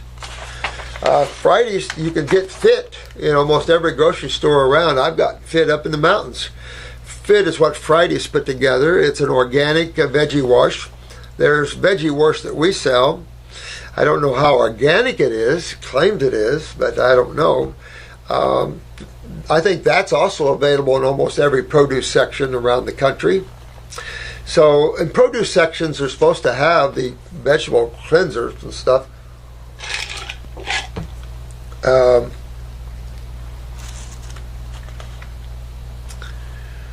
But you definitely want to wash all fruits and veggies. And if you can't find veggie wash, use hydrogen peroxide, maybe a little salt. I don't know. Vinegar is not good. It's not that thorough. Soap, no. We have a guy that, and I'll get that information. You can get it on the ARDI. You might be able to get it on the rawfigs.com, but you can order organic fruit from him. He's out of Homestead in Miami. He's part of the ARDI group, and he's got all kinds of fruit organic, and you can buy from him, and he has it shipped to you. So it's good stuff, and it's good mangoes. And if his name isn't up and you can't get it, we'll get it up there for you, because he's a great guy. He's working on, he's working with us in the ARDI and with our center down in Costa Rica. So they've got some good fruit and stuff, and they have the shipping business now, and it's great stuff. So you can get some good food sent to you. Now you might want to get a hold of them and find out the prices. I just don't have the contact information right in front of me. I came in real quick. I didn't want to get over there and get caught up in business. I wanted to sit down and talk to you guys. Come on out of there, baby. What kind of exercise do you suggest to keep the body healthy? You know, that depends. I like swinging in the trees myself, and I do like running. Well, if I had better knees. You know what? I don't really care. You know, I work. I'm a hard worker, and I like working in the earth, and I'm always walking and running and working in that way. I work my body in all kinds of ways that way. I don't go to the gym. I gymmed it in my 20s, but then you get this going. You know, fat when you get older. But I worked out as a youth, but I was raised farm boy. We didn't need to work out. We had plenty of work. We didn't have time not to. I needed a break from working. So I had the opposite experience growing up. We grew up buffed, because throwing bales of hay and Christmas trees up on a wagon is not a light man's job. These are heavy.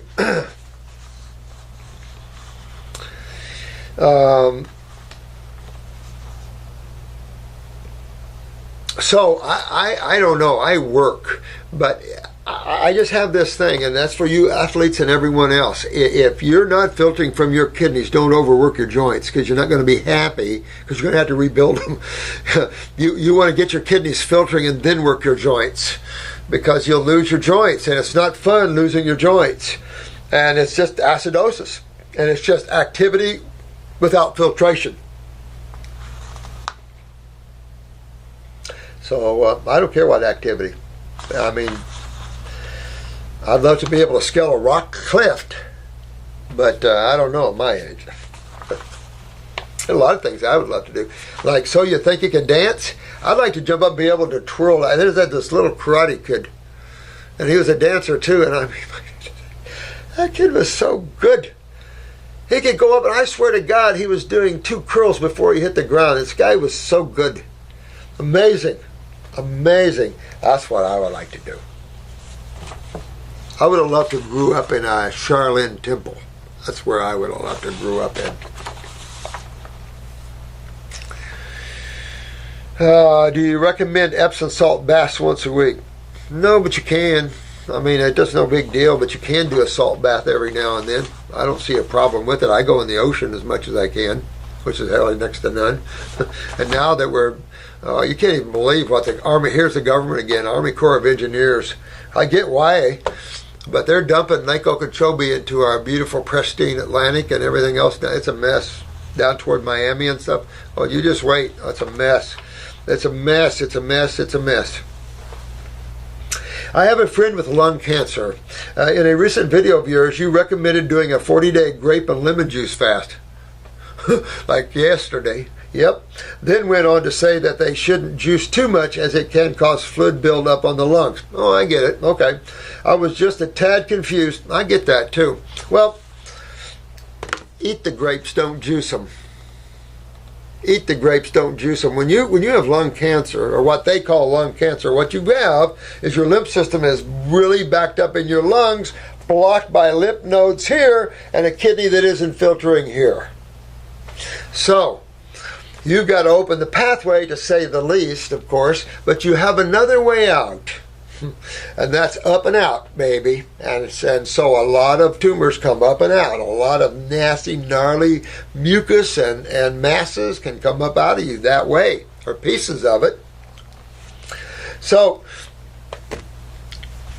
if you're advanced, I wouldn't juice it. If you're in early stages, you could get by with juicing, but advanced to stages 3 and 4, I wouldn't, because again, it's a natural process for the body when it's highly acidic to bring in edema, to stop this, to bring in water.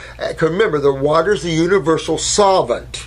You know how we use to wash our hands. It's an amazing, when you look at water, it's like just out of H2O. Look what God made. It's a solvent. It's amazing.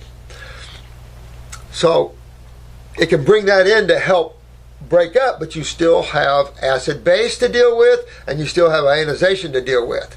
Water, for the most part, is acidic. Two atoms of hydrogen, that's acidic, to 1 of oxygen. So it's an acid dominant thing, except for the electrolytes and everything in it. It's considered more neutral, but still, it has to have a little acidity to be the universal solvent, to tell you the truth. So you have to be careful about that fluid coming into those tissues, as it would anywhere, as it would in your feet, as it would around your heart, called congestive heart failure. That's why the lymph system, when it backs up around the heart, that's walking to congestive heart failure. Walking around building up around the lungs, that's pulmonary edema. You can go on and on and on with these little slick names, but the bottom line is danger, danger, danger. So if you're not advanced, you could probably juice and get by with it, but eat your fruit. You got to get the fruit down. So eating is great. When you juice, you're really bringing in the juice. You know, it's like eating a bushel basket of it. But good catch on that, because it's good that we clarify the difference. Did you mean they can eat grapes or juice them? When detoxifying on grapes, should you put them through a juicer, or is it okay to blend them with water in a juicer? You could cut them down with some water, because very strong, but that's why we juice them. When you're advanced and you need the power of astringent and all the flavonoids to help you and to turn things on, even kidneys, because remember, fruits are also kidney foods. They all help the kidneys to filter too. So the more concentrated the fruit, the more powerful it is. And that's when you start to realize fruit isn't just this little bitty thing sitting on the side. This is power, baby. It's power. This is nutrition. Fruits are the most powerful nutrition on the planet. Picked, ripe, raised properly. You can't sit there and judge an old hard peach that someone picked off a tree, the unripe. But it's a good catch for yourself. I really don't care how you blend them and how you get them down. For me, I just like eating them. I'm not much into juicing, to be honest with you, as shocked as that might be. I don't have the time. And I don't really care for that. If someone will do it for me, okay, and hand it to me while I'm running, but I'd rather just pop them in my mouth and eat them. I like the electrical fiber for my bowels, helps keeps the walls clean. I like all that. But when you're going after and you want to complex that which is already strong, that's when you juice. But I don't think it's all really necessary myself, because you can only go so fast. When you wake up to lung cancer and you realize what the problem is, you can still only go so fast. Because if you try to go too fast, you'll make the mass grow. You're trying to pull too hard. So balance. Balance and detox. It's an art. It's an art. Go with the rhythm of their body. See how they're doing with that rhythm. Get used to them. It's not your rhythm you're working with, it's their rhythm you're working with.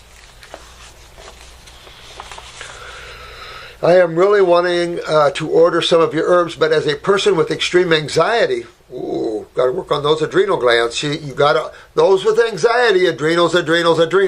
Use a glandular 400 milligrams for a couple of months and then go to the herbs and licorice root. Because your blood pressure, when you have a lot of anxieties, unless you have a lot of inflammation from that, you're going to have low blood pressure. Until it starts flipping the other way, you're going to have low blood pressure. But as extreme anxiety, I find it difficult to take, swallow anything I am not familiar with.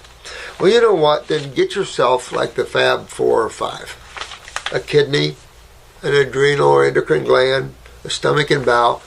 Get them and hold them. Feel them for a while. Get used to them, just like you would a baby. See how you feel. Do I like this one? Does my body like this? Not the names. Does my body like this one?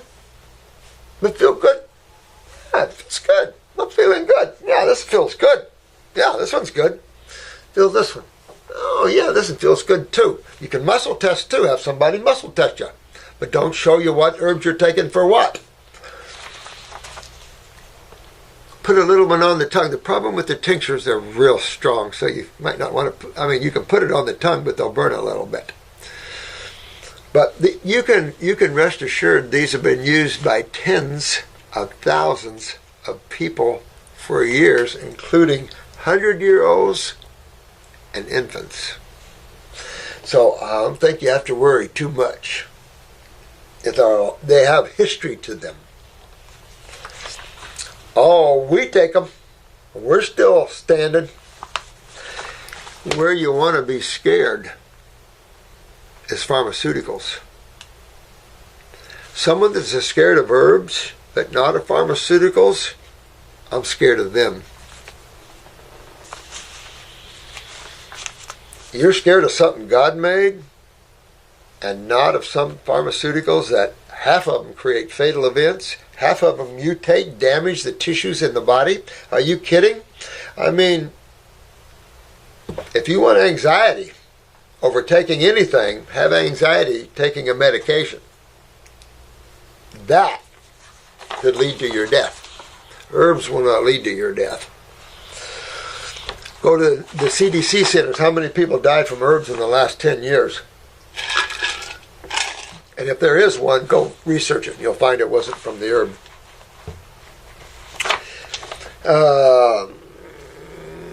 But I have a narrow esophagus as well, so I don't do well with pills either, to be honest with you.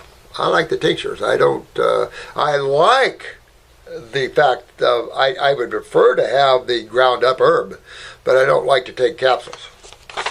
Some people just take a handful of capsules and down they go. Boy, I wish I could do that.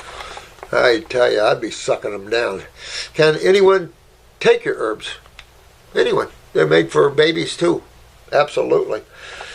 I am extremely scared about taking something and it causing a negative effect on my mental health, as this is already failing. Okay, then, tell you what, you want to spend a little more time with yourself alone.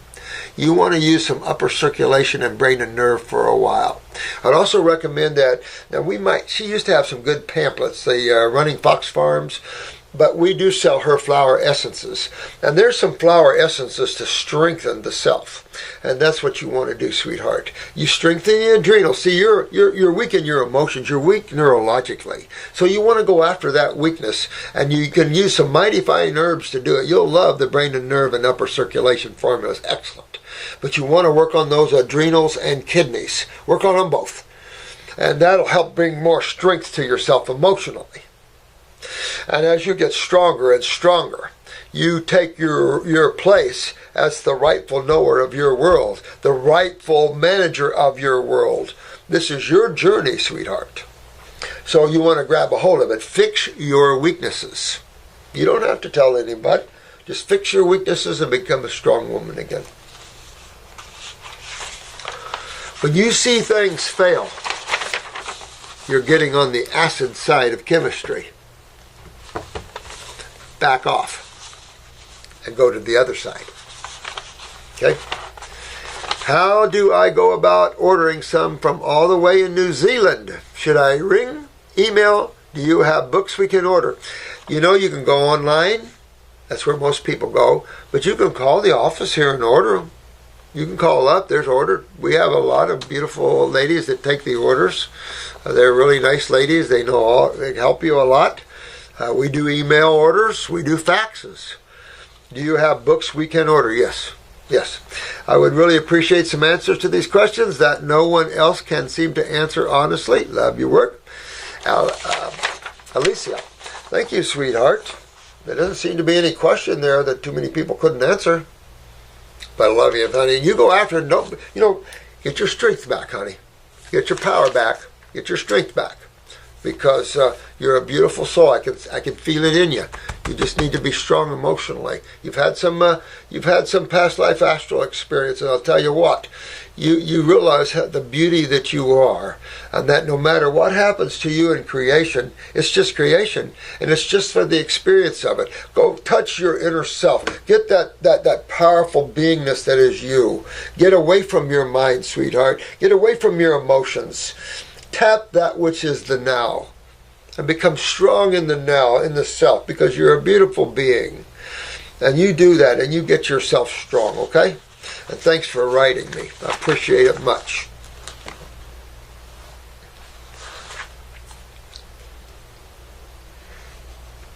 We could take a little break. Let me see. I probably have a million things to go get about it. Howdy, Dr. Morse. Howdy. I just want to tell you that your smile makes me Thanks, man. I appreciate it. Eating mangoes makes me Now, the next video I do, you are going to see Dr. Morse's beautiful mangoes. Valencia prides. The reason Dr. Jensen came to this area in the first place. And I've got them this big. They're getting there. I just don't know when to pick them. I talk to the mango trees every day. When can I pick you? One fell off. I let it get ripe. I ate it already. I just don't know when to pick them. The biggest one I've got's about this big. They're still green. There's a little red coming at the red on the top, and they're starting. So I'm just like, I'm going to pick a couple to show you, but I don't know when to pick them. They're still hard.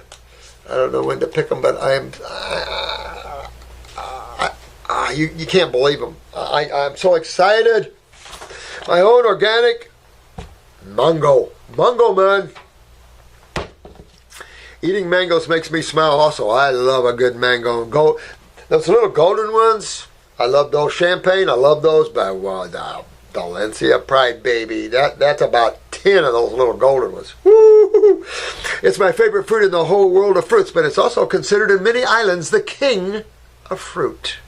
It is such a good flavor. It's too bad that we can't have them year. We are getting them year round here. I guess I can't bitch. Yeah. And we got navels year round if you can get them sweet. Oh, I love banana smoothies as well. Oh, and I do too. And mix a mango in with a banana smoothie. Oh, but I only like one banana. And berries and a navel orange.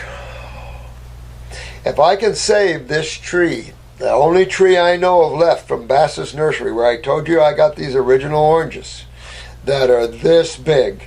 I'm nurturing it. It's coming back. These people almost killed it, but I've got crystals around it. It's coming back. I'll show you an orange when I get one off of this tree. I wish you could help me taste it. Unfortunately for me, they all spike my blood sugars. Was diagnosed 41 years ago at the age of 15. There's an interesting thought here. There has been, when you're talking about type 1s and all kinds of things, there's been a correlation of that to the liver. Then there's been some correlation to just what you're about to say, hypothyroidism. I don't know in what way, other than the pituitary. See, I hear all these relationships out there and people talking about that, and you research as much as you can about that. but I'm actually trying to see the actual links. Show me the actual links where you can show me the effect on the beta cells to suppress the production of insulin. I can understand it neurologically now. We see that. We understand that thanks to the University of whatever in Canada. Thank you very much, Canadians. Nobel Peace Prize to that group. They should have got one for that. You know, you're giving Nobel Peace Prizes to people that don't need them. This group needed one. They discovered some good things. And I do believe that the glymphatic system, she needs a Nobel Peace Prize. And believe it or not, the University of Virginia needs a Nobel Peace Prize. You found what we already know is there. It should change your whole system and whole way of thinking. But it won't. I don't want to put that out there like that. He had hypothyroidism in your 30s. Okay, you need to send me a picture of your eyes. I'm going to tell you that already, so I can take a look at what's going on with you. 2 years ago, I was diagnosed with 2 years ago, this guy was diagnosed with gastroparesis. Man, we're talking a lot about that word, a new word really, in the last, 10 years. Gastroparesis, paralysis of the stomach, and it's not fun because everything goes down, wants to come right back up. Not fun at all. And some of the worst cases of it, I've told you in other videos, I've had to spoon feed, digest for a few minutes, and swallow the spoonful slowly that you just digested in your mouth. And this is where herbs are extremely valuable.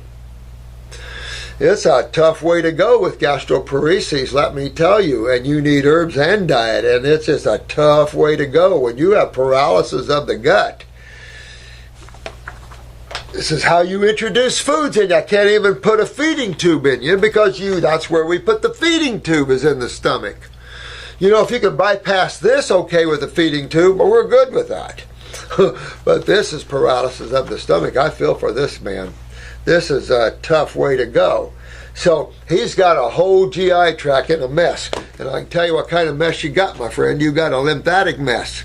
This isn't a blood problem. This is a lymphatic problem interstitially in the wall of your gut, in the wall of your pancreas, including the beta cells. This is where your problem is.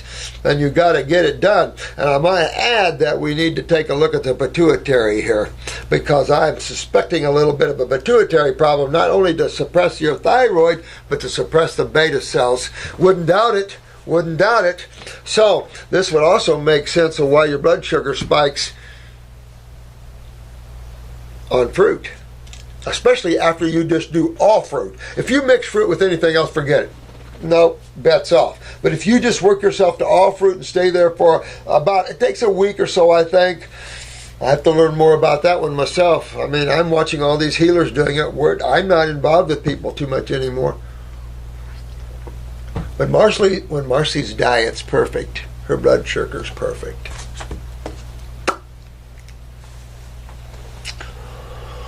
So, you want to investigate this also as a neurological problem, because first of all, you have a neurological paralysis in the stomach. So brain and nerve number 2 is a very, very important herbal formula for you to be on. I would also recommend the circulation formulas, upper and lower, to start moving blood more aggressively through these interstitial spaces. Second of all, or third of all, I would highly recommend you go after your kidneys and adrenal glands. You need the steroids and the adrenals for the acidosis to try to suppress that a little bit. At the same time, we need you hydrated and moving these acids out. They're chewing you up. And until you do that, you're going to find yourself in that. So this is where we have to use insulin and these other factors to control us while we're heading full steam ahead down the road of Wellville, because you don't want to half-ass it. Because that's just what you get when you're in trouble like this. You got to get yourself out. Who am I talking to? Oh, this is Nancy. Nancy, honey, man, you got to fix this, sweetheart. You got to fix this up, because you give me your age here. You're diagnosed at 41 years ago at age 15. So what are you, 56? 56-year-old woman that's her digestive system shutting down on her. When you're starting to get paralysis of the stomach, your digestive system's shutting down on you. Well, I have news for you. This is why you've probably been chronic in that area since you were born, and no one told you. No one knew how to diagnose you. And you can't blame the medical doctors. They don't have a way to diagnose you. But they did discover the way. They just let it go. We picked it up, and it's called iridology. You want to get your eyes, honey. If you were my client, that's the first thing I'd want to see is your eyes. What's going on with you? What's going on with your stomach? What's going on there? What is that immediately around your pupil? What does that look like? Is that black?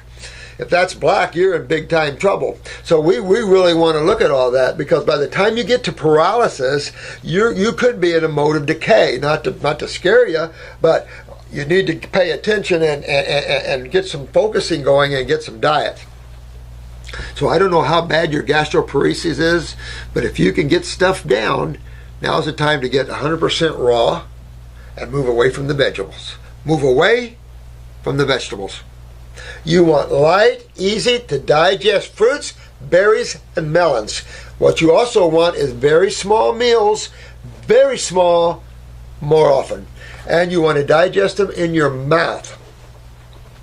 Sit there and chew them 100 times, I don't care. Sit there and chew, put saliva over them, and swallow slowly. Slowly. Especially, it depends how much gastroparesis you have. I had a case so bad that that's the only way I could get them back. Believe it or not, we spoon-fed slowly, and we saved them. We got them back out of it. So, that's what I don't know where you're at that level, but that's what you're going to have to do. Now, here she is. Let's go on more here.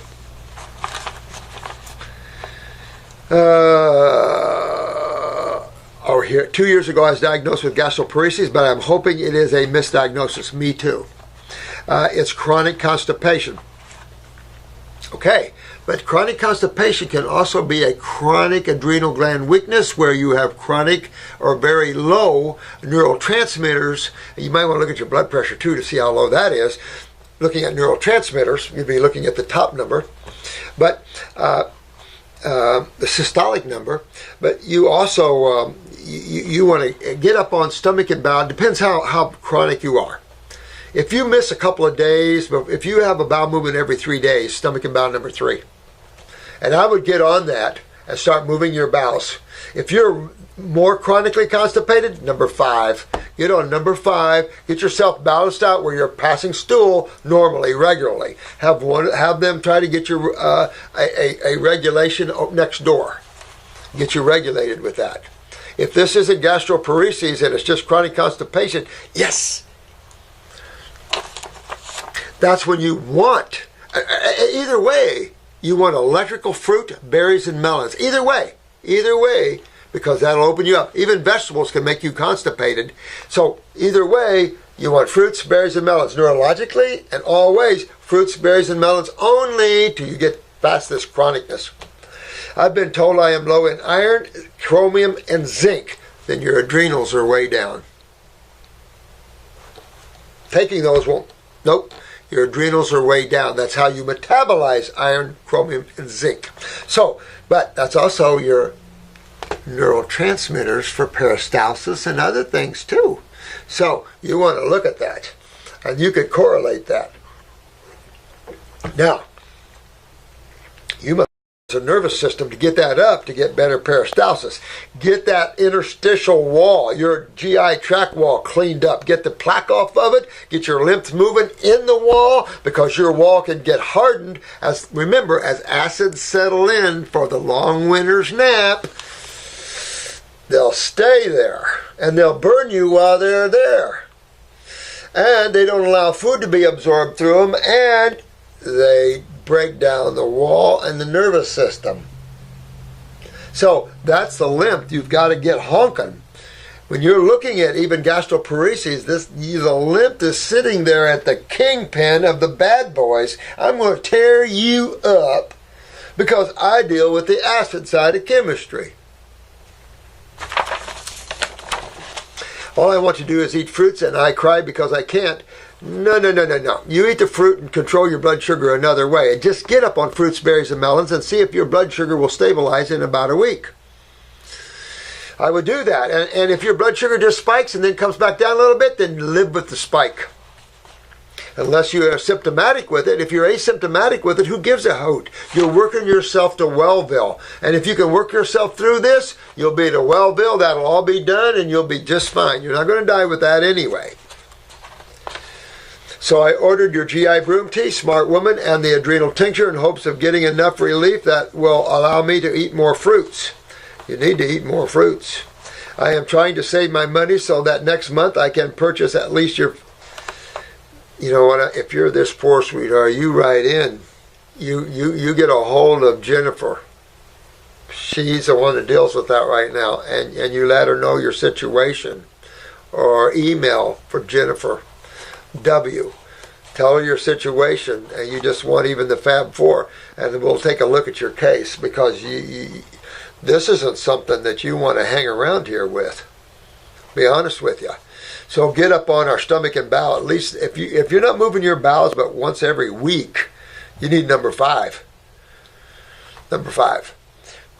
That's 2-3 times a day, unless you need more or less.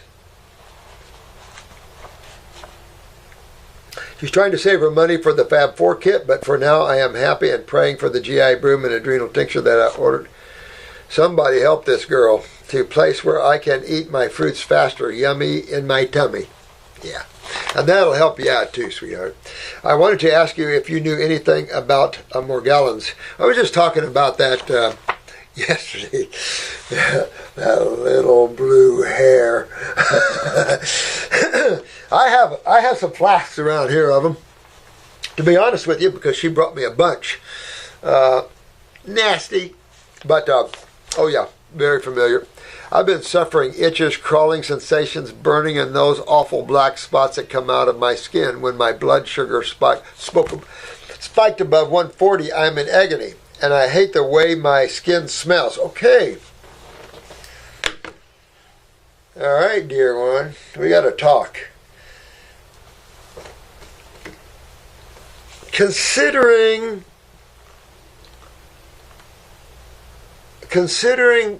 the negative effects of taking insulin, it is my First Amendment right and expressed a feeling that you'll be better off to take a glucophage or metformin for even higher blood sugars than 200 if you just want to bring them down a little bit.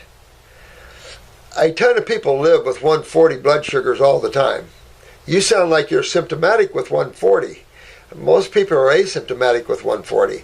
But again, you could be symptomatic with 140. But 140 wouldn't be enough to not eat fruit, to be honest with you. That could be just a simple metformin or a glucophage or something. Just take a little pill here and there while you're working on your adrenals and get that up. This wouldn't be type 1. So I don't know. You know, I make healthy that which is sick. Period. Which is weak, which is toxic. You clean and rebuild and strengthen. That's what you do to everything. And if you're stinky, you get away from the meats and all this other stuff. If your blood sugars are in the 140s, that's nothing. That's your adrenal glands, no question. And that's nothing to fix. Hi. Sorry to interrupt. No, that's okay. I can take a break. We've been talking for hours here.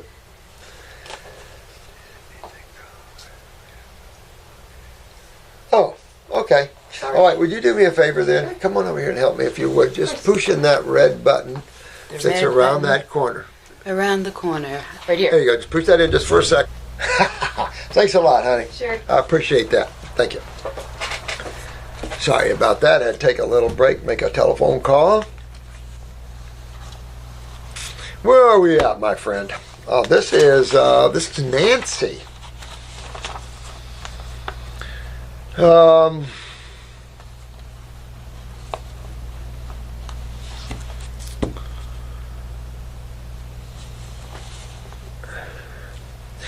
She said, I wanted to ask you about if you knew anything about Morgellons. I've been suffering itches, crawling sensations, burning, and these awful black spots.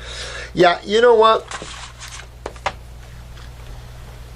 I dewormed myself for a while. I'd go on Parasite M and Parasite G. On the Parasite G, I would probably do work out with 4 capsules, up to 5 capsules, say 4 times a day.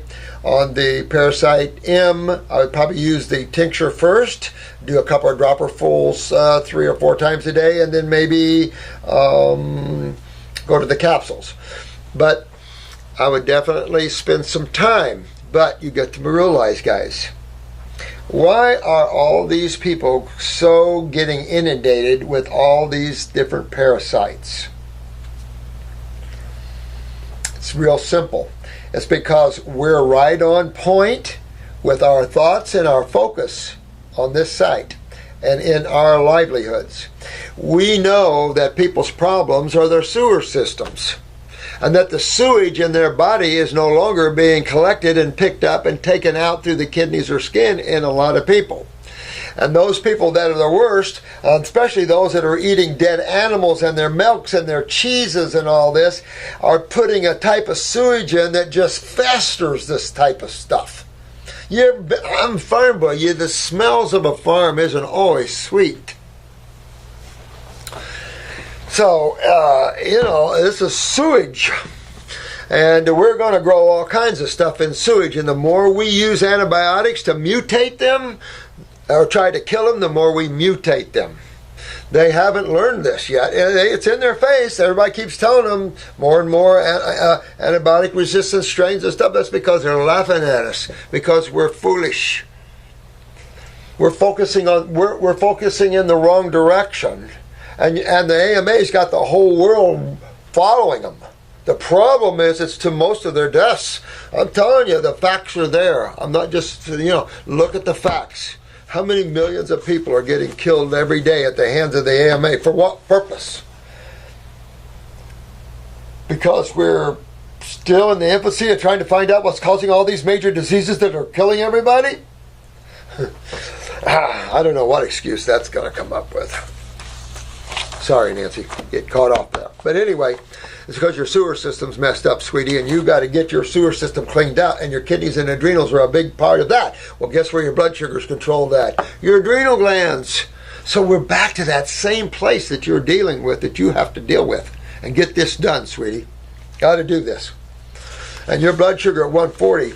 See, when you're on these small write-ins, there's not enough facts to really spread this out for you guys.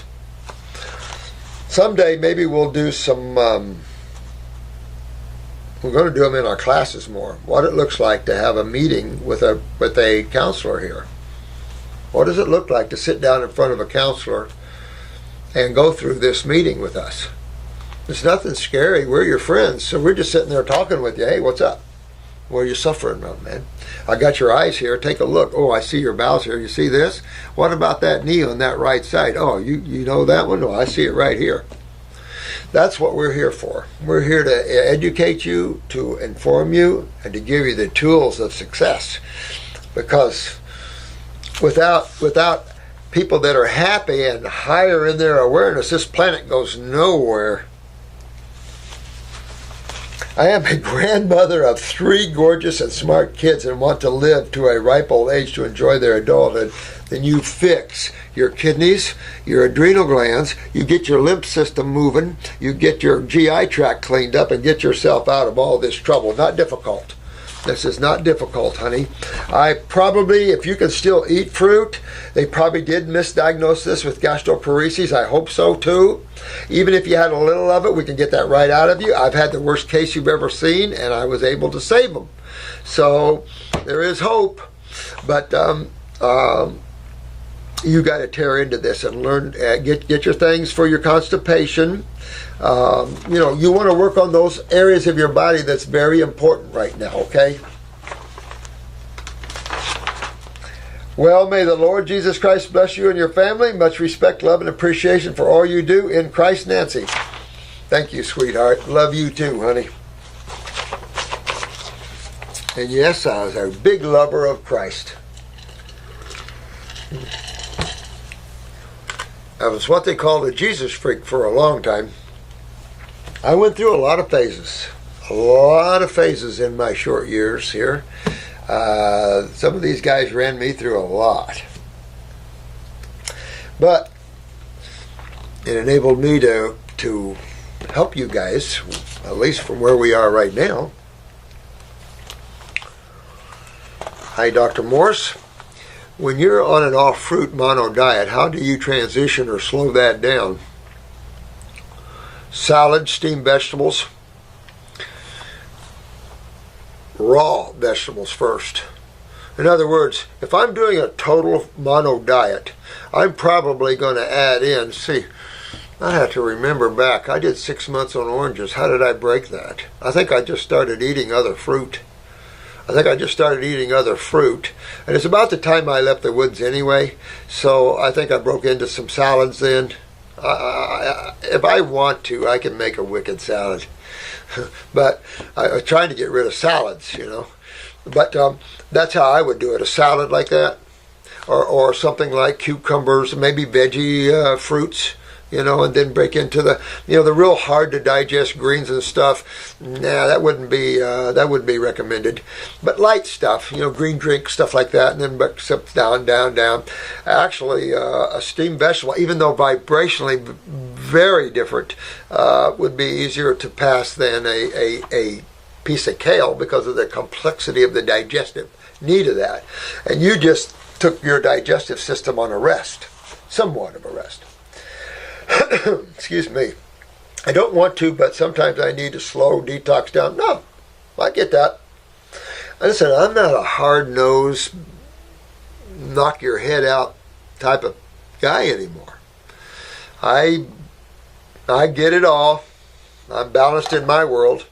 And, you know, I'm about reaching the Godhead and getting people healthy. And I realize conditioned thinking and emotions and stuff, and sometimes we have to enter the taste of other foods. If we can get our kids and work this out of our kids and their kids, oh, that'll be great. You know, because we look at what humans created in terms of pastries and candies and cakes and pies, not to mention the protein crap, all the other stuff. I mean, we created a lot of nasty stuff that tastes real good. Look at the Indian people, created some of the best tasting food on the planet. You know, I don't know what to say. You do your best. When you're in trouble, you go after it. When you can play, you play.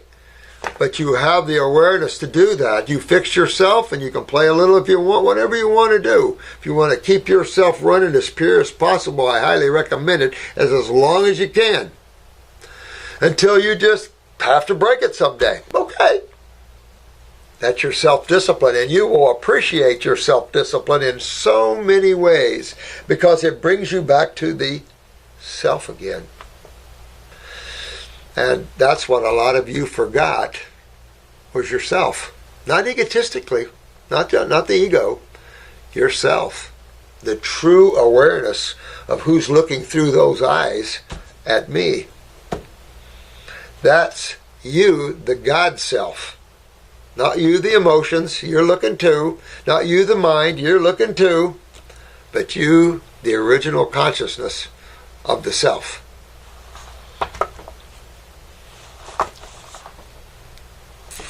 Also on these all fruit stretches, I've been noticing my bowel eliminations are black in color still, huh?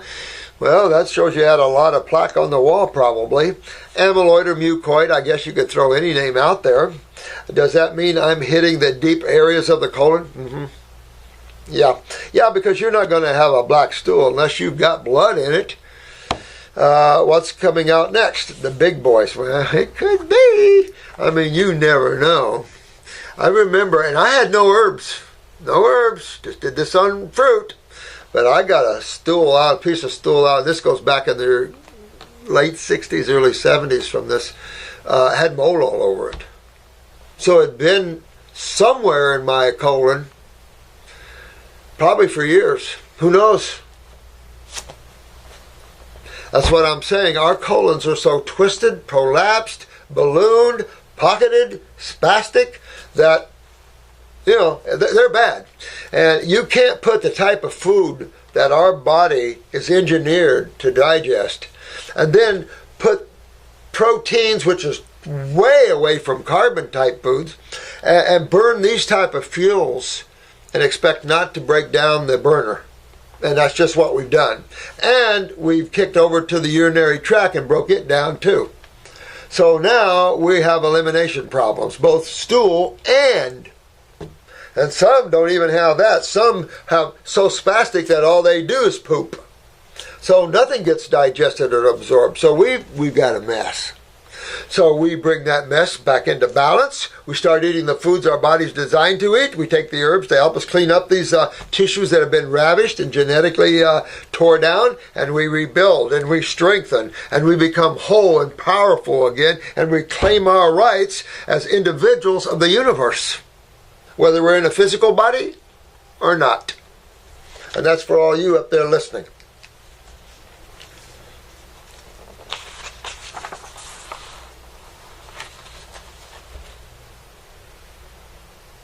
Alexander, is this you?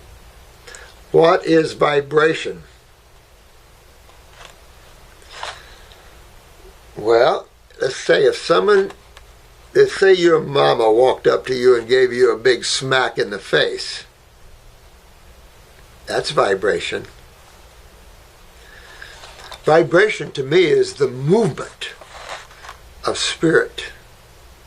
The movement of spirit, the life force, prana, whatever name you wish to give it, consciousness, awareness, that is vibration, is the movement, the flux between atoms or between two poles of opposites.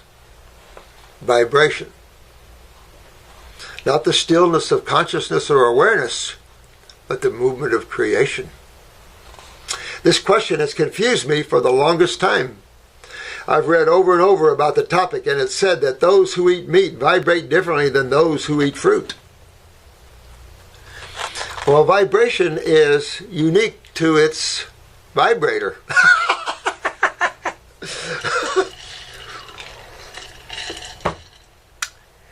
Some things vibrate at higher frequencies and some at low frequencies, my friend. And fruit just happens to be the highest because these have been tested. And fruit rates at the highest frequency, meaning that its chemistry is so unique that in its wholeness, it holds a high level of energy. Meat is so mundane and so phosphorus, nitrogen, protein, that its frequency isn't as near as bright. It's the same as some flowers are dark, some flowers are light. Some things are strong, some things are weak. Some things give off, a wheel spinning at 5 miles an hour can give off certain amount of frequencies, and a wheel spinning at 100 miles an hour can give off more frequencies. If I take a wheel here and spin it at 10 miles an hour, and I take another wheel here and I spin it at 100 miles an hour, and I put these together, that's the law of homeostasis. They will start spinning together at the same speed. Frequencies, the movements of things. And everything is frequency driven because in creation everything is duality. And in duality it takes opposites. It takes two poles, magnetic poles, whether they're poles of thought, poles of emotion, or poles of chemistry. And life reverbs between these two poles. Different things have different frequencies depending upon its chemical structure in the physical world, its mental structure in all the worlds, and its emotional structure in the astral and physical world as well. So meat has a certain frequency. Vegetables have certain frequencies. That's what we teach all the time. And we teach these high frequencies of fruits because what frequency do you frequency at? You know, when you enter yourself, your beingness, into different frequencies, you merge with them, the law of homeostasis. So if you have an individual here that has an unhappy life and they're giving off low angstroms of energy, they're depressed, they don't eat fruit, they eat low energy foods, and you come and you marry someone like that, it doesn't take long to bring you down, and you can bring them up a little. The law of homeostasis. The law of frequency and energy. You know, energy moves. To move energy is frequencies. And there's all levels of frequencies and all levels. Everything is individual. So it all starts out with what? Dang. Thought. Thought is the main divider of consciousness. Thought is what manifests the unmanifested. So I don't know what else you can say about it. Pretty easy to understand, I think. And it is said that those who are high spiritual masters vibrate higher than those of average. Alexander? By far. By far. I could take you to a couple of spiritual beings that you're lucky to stay in your body to be near them. The energy builds and builds and builds, especially if you channel it. You know, you only limit energy by your level or state of consciousness, the level that you have restricted with your mind and emotions. Consciousness is unlimited. Consciousness has no limits to it. But in creation it does. And it's essential that it does, or it would destroy itself. So it has to taper that frequency, that high frequency down. When you start removing obstructions, see, obstructions reduce frequencies even more. Ask an electrician. You know, look at the movement of currents. And the size of wires and what that does to the flow of currents and stuff. Look at the difference in voltages and amps and stuff like this. Learn about frequencies. So that's all I can tell you about that. That spiritual beings have a much higher frequency. Why? Because they're aligning themselves with the frequencier, the creator of all things, the one that has the power. When you align yourself with no power and the mind or mind chasers and those that are highly depleted, that's what you get, no energy. But when you align yourself with those that have connected with spirit and the life force, that's what you get.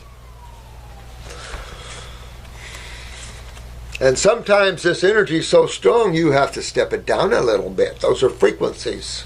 You have to step it down. Energy always manifests in frequencies of color, sound. Each sound is a different frequency. Each color is a different frequency.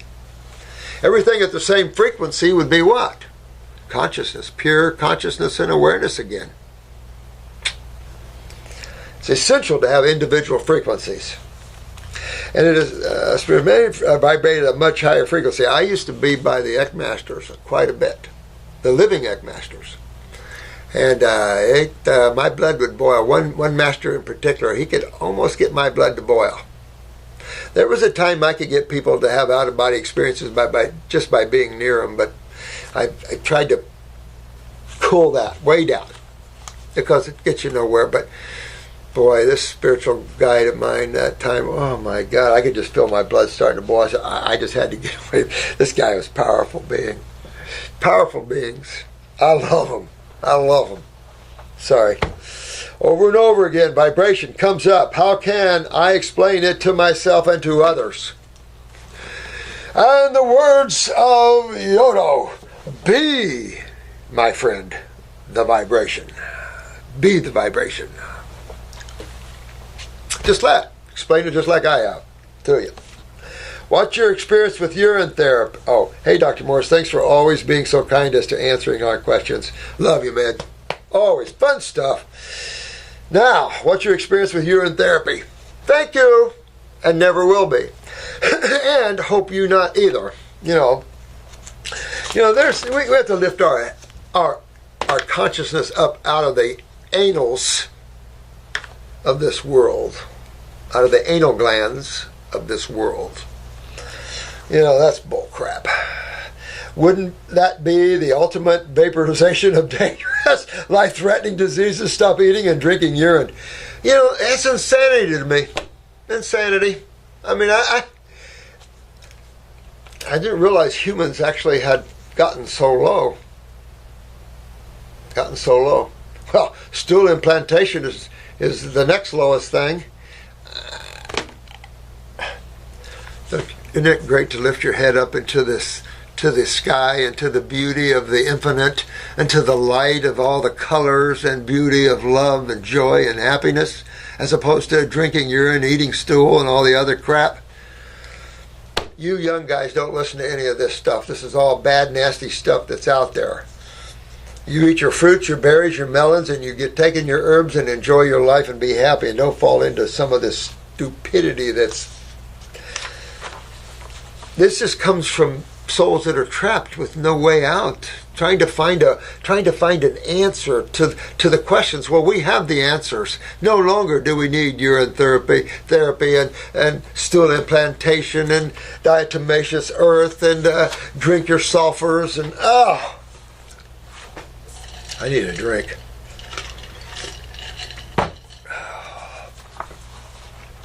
Ooh. You're funny though. I do like your... I just saw a Vice News episode on HBO about, fecal transplants. What? I know. My thoughts are the same as yours. I won't say them. Are people really serious? Do you know the science behind this and why the establishment might... You know what? I guess I should read up on it. I just find it so... I don't know. I don't even want to waste my time on low stuff like this, This is like wallowing with the hogs, and I had enough of that growing up as a farm boy. We no offense, but I don't really like hogs that well, raising them. Why not just regenerate rather than transplant? I love the way you think, baby. Love the way you think. I think the same way. Why are we wallowing in the mud and in sewage when our body's full of it? We just got to get the sewage out of us and start aligning ourselves to the sweetness and beauty of the fruits and the high colors and beauty of God and the odors and things of that level. It's funny, you ever go to Home Depot or somewhere and you go out to the flower section and you just get a smile on your face looking at all the beauty, and then the odors, the beautiful smells start to make you go into ecstasy, and you can see why the bees go into ecstasy when they're taking in the honey or taking in the pollen. Just, that's where we need to go and turn this into a real green planet. Hi, Dr. Morse. Thanks for sending out your powerful vibration. Oh, we're on the vibration. I love the vibration. I'm the 29-year-old diabetic. I got it at age 14, type 1, that you mentioned in your last video. How you doing, man? How you working it? And because this is all working it, we're all working ourselves together. I'm here helping you all I can. We have a clinic, all you guys helping. We have the artists. We have all these people helping. You can't, you guys are I'm just proud of each and every one of you. You too, man. In response to questions. Per your suggestion, I'm going to start a 2-week grape fast starting Monday. I want feedback to see for myself the real side effects of fruit versus green salads. Feedback. I've been low glycemic raw vegan, primarily salads, for almost 2 years as I worked and lived at G. Cousins Tree of Life Center. That's Gabriel. Being there was my transition to raw. However, I'm ready for a more advanced level of cellular detox. Yes, you are. I do familiar with Gabriel. Plus salads every day, although better than the sad. It is better. Don't cause me to feel as good as fruit does. No kidding, baby. I'm telling you, there's a huge difference. It separates the men from the boys, don't it? Absolutely. Give it your whirl and let me know how you're doing with that, you know. This is for all of us. We're all concerned because there's a lot of type 1s out there, particularly in the youth, and we need to get this. We know we can regenerate, but we're looking for to control things while we're regenerating. We know we can fix it. That's not the question. Can you overcome it? Not the question. But how can we make the journey better and controlling the blood sugar better? That's always the question. The same with a lot of other things, controlling the stats of the body, especially like on dialysis. Whew, you know, you will never want to go on dialysis if you can avoid it. And if you're starting to lose urination, stop and go after those kidneys. Because once you lose urination, it's tough to get it back, and it's a job, and it's no fun because now you're on dialysis. Of course, they're just cleaning the blood, so the lymph is continuing to go to hell. And, you know, it's not good. It's not good. I wish you luck. I'm riding it with you, man. I'm riding it with you. I'm not going nowhere. I do have a question I've had all along since watching you. When I consume grapes or watermelon, for instance, or just any fruit, my blood sugar skyrockets 300 to 400s. I understand fruits don't require insulin to be assimilated and that they will eventually balance out. But what do I do when the blood sugar goes through the roof? Well, that's a good question. That's what I'm curious about. How long do you stay there, and are you asymptomatic with the symptoms? Because if you're asymptomatic with that and we're pushing through with that, you're working on the adrenals at the same time, you're working on you're backing all this body up with all the stuff you're doing. See, that's the other thing they got to realize is that you're backing your body up with all the elimination, with the fruits, with all the kidney work, the adrenal work.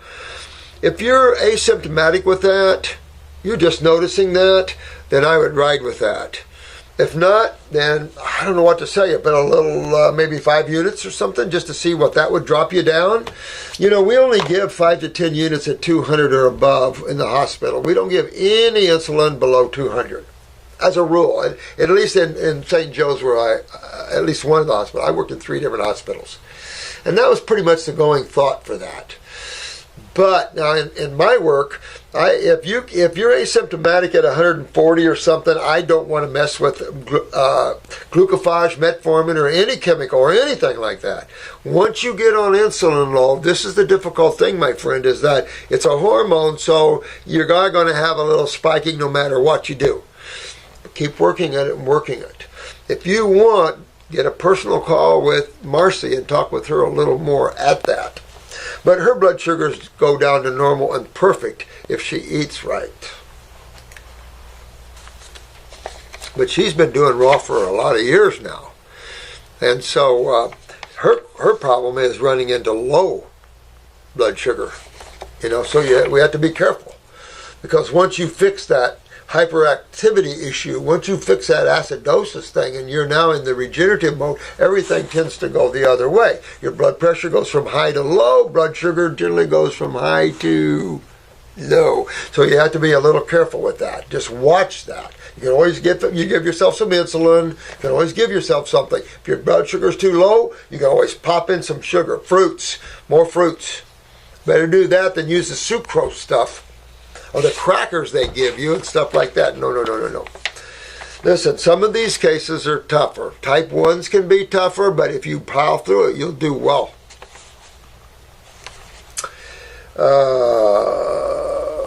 Just give myself insulin to self-contact as I normally do. Yeah, but watch the units because you'll be surprised the blowback on that.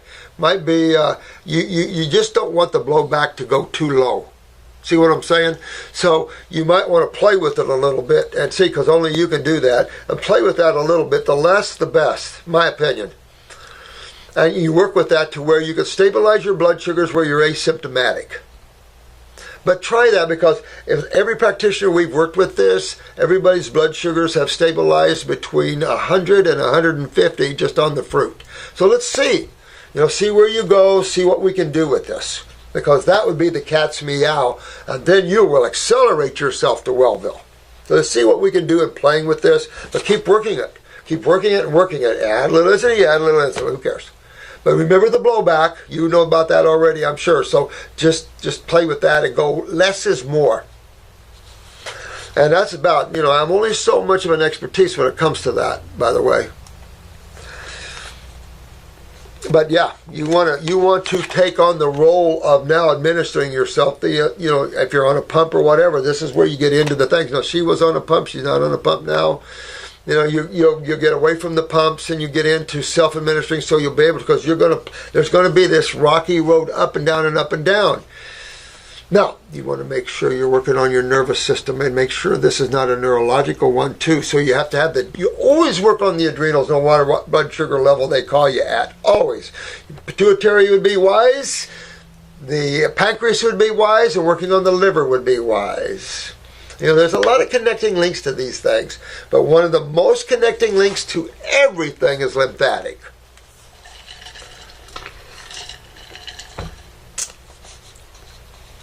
That's what I think you should do too. That's what we do here. That's what we recommend everybody to do, because we can't control that. Only you can. And we at this juncture, you want to be the one. You don't want your medical doctor to be the one. You want to be the one. I would say the medical doctor, if they just were harmonious with you and what you're doing to yourself, your process of regeneration, if they understood that and worked with you with that, yes. But they're very dangerous. I had a lady in here one day, and she was a black woman. She was a diabetic. I think she was type 2, though. But she was a poor woman, and they had her going to the county health system. And the medical doctor that oversees that system put her on, I'm thinking, don't quote me, so I'll just throw it out there. I think he put her on 30 units of human. Anyway, I think she was on 30, and maybe she was on at 10 in the morning and 30 in the evening. I can't remember. But she kept saying, she says, I just pass out all the time. I said, you pass out all the time? I said, what's going on? And she told me what he had put her on. I said, what's your blood sugars normally? She said, well, they get up to 150 or something. I said, he put you on 30 units of insulin at night, and you... So, to say the least, we got her off of that, sent her to the emergency room, and they corrected that and got her balanced out. But he almost killed her. He almost put her in a coma. And she'd been doing this, going through this for weeks, passing out all the time on. It's like, what? So it's better not to be a leaf blowing in the wind. It's better to be a participant in your wellness. Even if you use the medical doctors, be a participant in your own wellness. Do not trust anyone. Challenge me, please.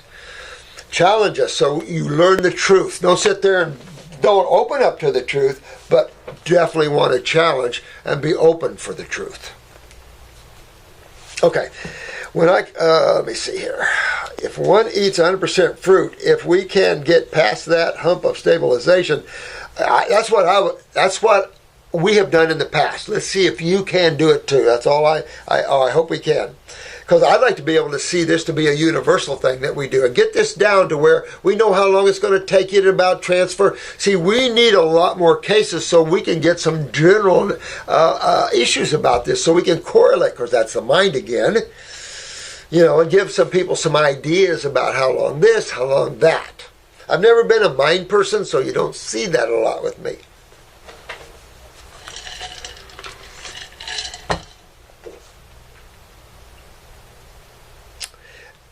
And are you suggesting that one will never need insulin anymore? Oh, absolutely. Now, okay, now let's read this. Are you suggesting that one will never need insulin anymore if one eats 100% fruit, if we can get past that hump of stabilization? Oh, absolutely. Oh, absolutely. Matter of fact, no, it's better than that. I want you to be able to go out and eat a big piece of chocolate cake and only see no more than a 20-point jump on your blood sugar. That's what I want to see. I remember one lady, she was a type, I think she was type 2. But she said, how will I know? I said, I want a piece of cake. So I worked her for a few months, and then her blood sugars were fine, so I brought her a piece of cake. I went to the grocery store and had an appointment with her. She was an invalid. I went to her house and brought her a piece of cake. I said, I want you to eat this. I'm going to check your blood sugar. Excellent. So all I can say is that you want to be able to eat anything and your body deal with this. But not eat anything all the time. But you want to be able to cheat on a piece of cake or a piece of candy or something once in a blue moon and your blood sugars be perfect. You want to eat a salad and not have blood sugar problems. If you want a piece of dead fish or something, you don't want to have blood sugar problems. And it'll raise your blood sugar like crazy, a piece of fish. So you really want to be able to eat and have normal stats. But you have to be healthy like that. These foods are only meant to have a treat once in a while. So it's not just about eating fruit and stabilizing your blood sugar. That's just how we're fixing you. You want to be able to eat anything and stabilize your blood sugar. You want done. You want fixed. You want healthy tissue. Period. So whatever we go after, we go after. But those connecting links to type 1s are obviously the pancreas, the islets of Langerhans, the beta cells. The liver gallbladder has been highly recommended as having, of course, work with that. Who knows how? The pituitary, definitely. Of course, the autonomic nervous system, which is controlled by the adrenals and the central nervous system. So you see why we're going at this at different angles. Of course, the lymphatic system is a big baby involved with this. So you can see why we're going after the body as a unit, as a whole, and making it healthy and well. Removing inflammation, which can hyperstimulate beta cells or underfunction beta cells. So you got to clean the lymph system in the islets, in the pancreas. Well, that means your bowels are backed up and your liver's backed up. When the pancreatic interstitial areas are stagnant from lymph, so is your hepatic, your liver, and your bowel walls and everywhere. See what I'm saying? So you're going after the body as a unit, as a whole. If we can use tools to stabilize, like fruit with type 1s, where we don't get a big bump, we will. If we don't, then we'll use dosages that you're working as you bring your sugars down. But you want to be 100% raw with type 1, and I would be fruits, berries, and melons, and that first. And if you keep raising with that, then add your salads. But I would prefer, if you want to fix this, to stay on your fruits, berries, and melons, and maybe some green drinks. Go after your pituitary, go after your pancreas, go after your gut, go after your kidneys and adrenals, go after your nervous systems, and all of that. We've never failed to bring a type 1 out of it.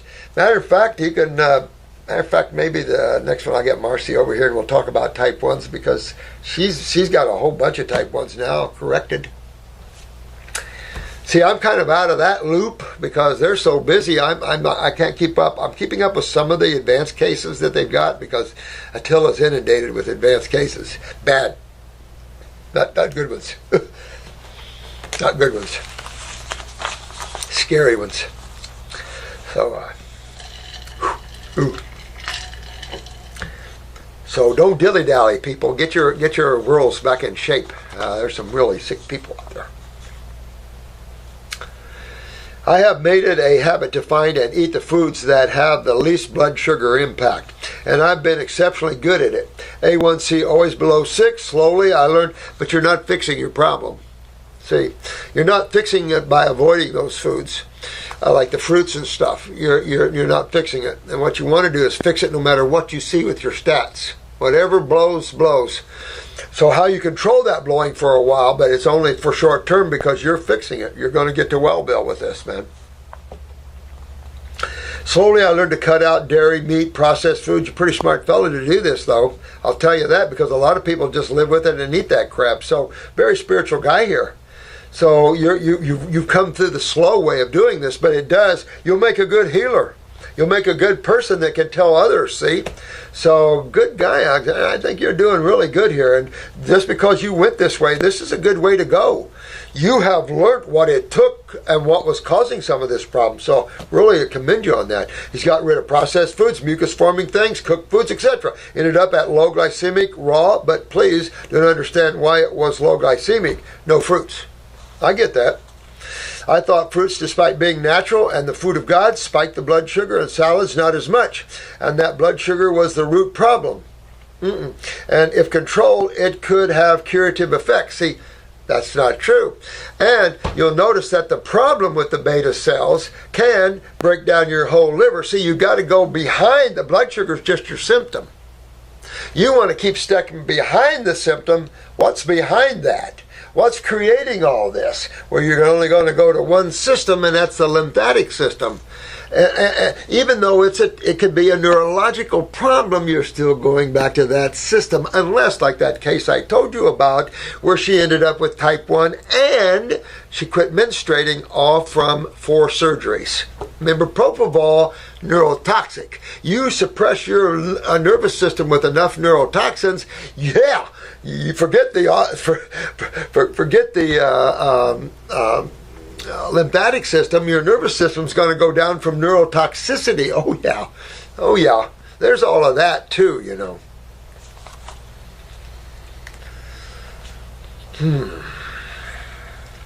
But you're right in your thinking, man. But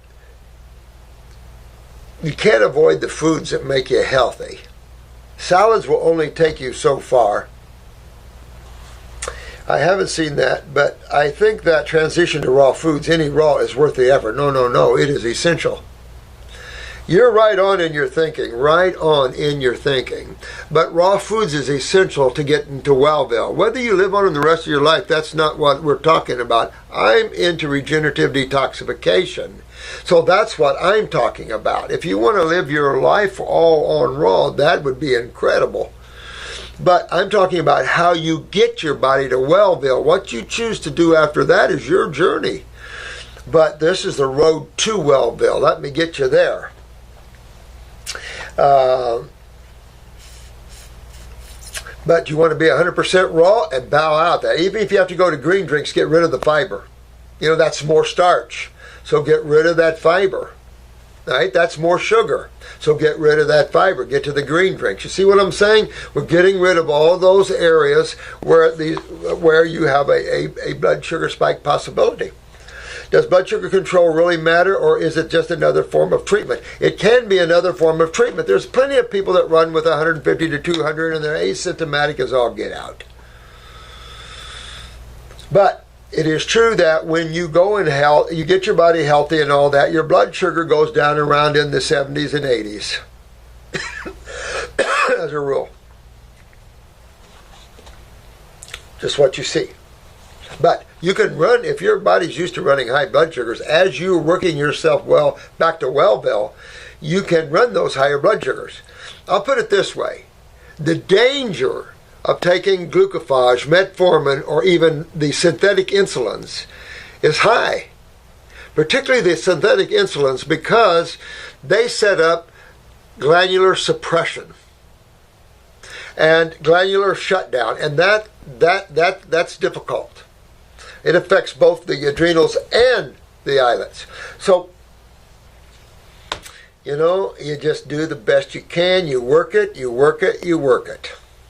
use herbs when you can. Now, I have a healthy glucose formula, man, and that controls, it controls a lot of blood sugar. I even got the horny goat weed in it, I think.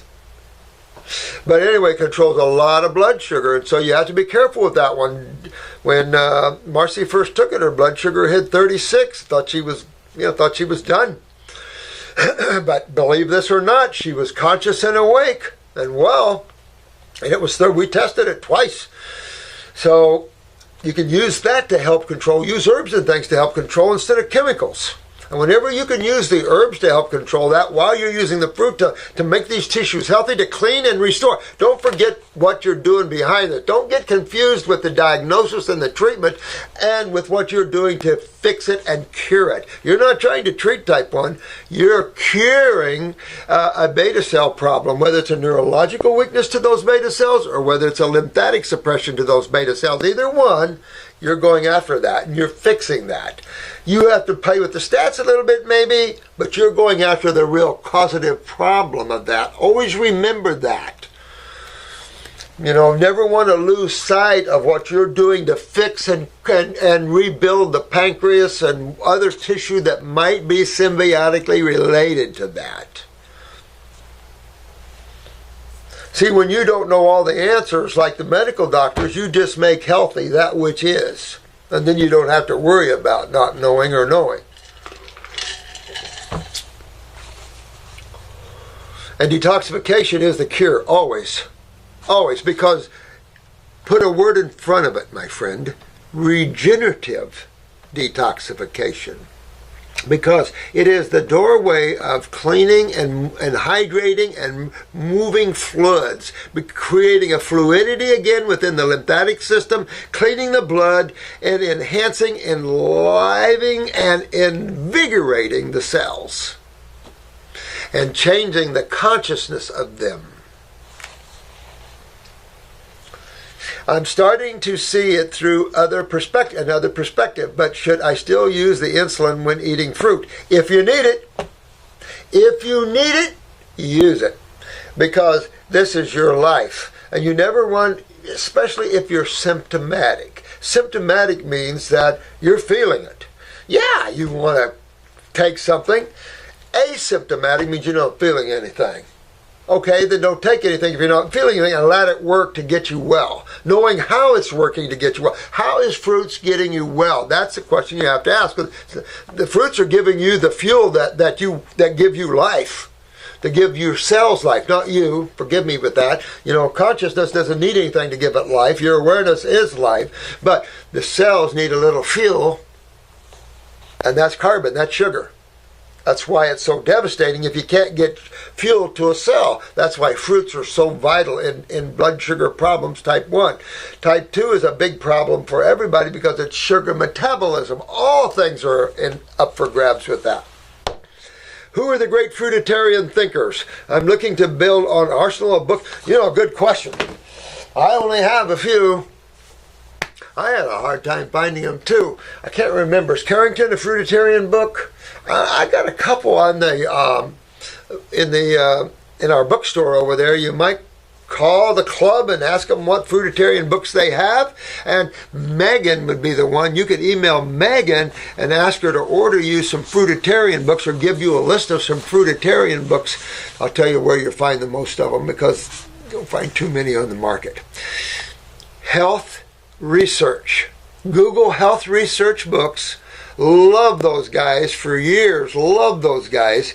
They can get you any fruitarian book that was ever written.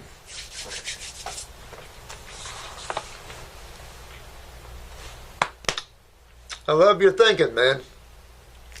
Any suggestions? Absolutely. All those things that we talked about, you know. And if you still have a hard time, then I think you should talk to Marcy and have her talk to you because she is actively there.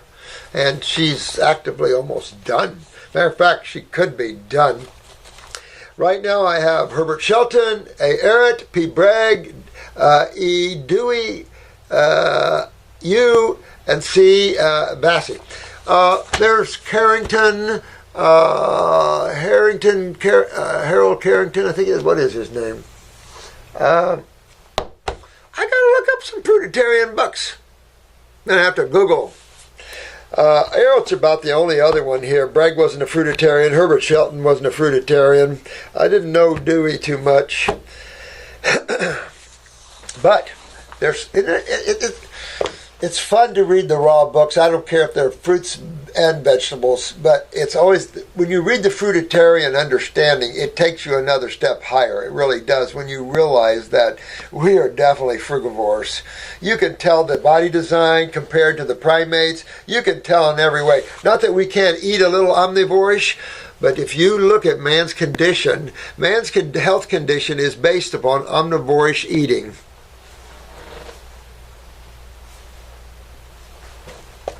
And you know we're not salad eaters. We don't digest veggies real well, greens in particular. But take a look at who's the vegetarian species. Horses, cows, elephants, they don't look like us. So there's a lot of, it's an easy, I think man has gotten so constipated academically, and I don't mean stagnant in that, too much of that has drowned out his awareness. You know, when you overthink, you don't have awareness anymore. You're mind thought chasers, and pretty soon you're drained of your vitality from thoughts. When you're in the now, you never are drained because it is the power of God in every fractional second. Good stuff. If you can hold on to it. But you can't. You never can hold on to it. That's why when you hold on to it, you lose it. P.S. I will cure this completely. You better. I'm going to come kick your butt. It has been my life dream, and it doesn't have to be a dream anymore, son. I'm telling you, we have cured a lot of them. And go, and I'll do everything. Good deal. Love to you, my friend. And we're here to help you. You don't have to worry about that. Alexander the Great. That was a long one, but it was well worth it. Well, let's see here. I'll read one more. And this is from Justin.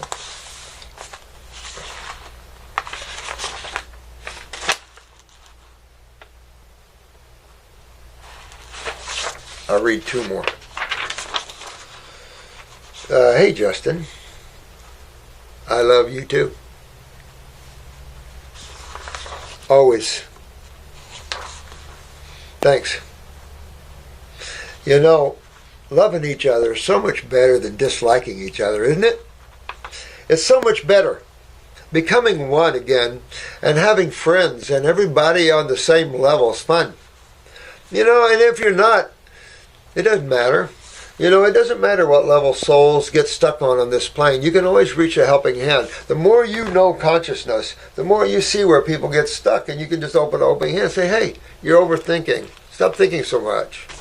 Don't care so much anymore. It doesn't matter anymore. You know? Quit playing the game so hard. You know what I mean? Have fun with the game. People take the game way too serious. Can't take creation too serious or it'll swallow you up and destroy you. So you don't want to do that. Thanks, Justin. Love you too, son. Okay. Here is a question. How do you tell a friend that your advanced nutritional education is wrong and that eating raw is the way to go? Very easy. Very delicately. I know it. Actually, I know that. Speak from the heart. Yep. Speak from the heart. But there is being delicate. There is. You know, some people are just crude in the way they address people, and they just come right on, and their ego shouting right down. I probably was there too, you know, not realizing it, just excited. But there's two ways of doing things. I like to drop little Zen things, and I let that come to me. And little Zen things, you know, it's like, how is nutrition found in dead foods? And then just walk away. How does cooking make chemistry better in foods? Walk away. You know, there's all kinds of little Zen things you can come up with. You know, all kinds of things. And you just come up with little one-liners, you know, that gets that person thinking. Or not thinking and awake. And you're just in the moment type of things. Not to be rude. You never want to be rude. But loving. And you say you know all animals eat their foods raw. Could you tell me what animals cook their food before they eat it? You know, little things like that. Start building the understanding that cooking does not make anything better. It chemically blows it apart and destroys it. So if that's what you're after, okay. But if that's not what you're after, if you're after the vigor of it, if you're after the taste of a piece of chocolate cake, you better get used to some cooked food.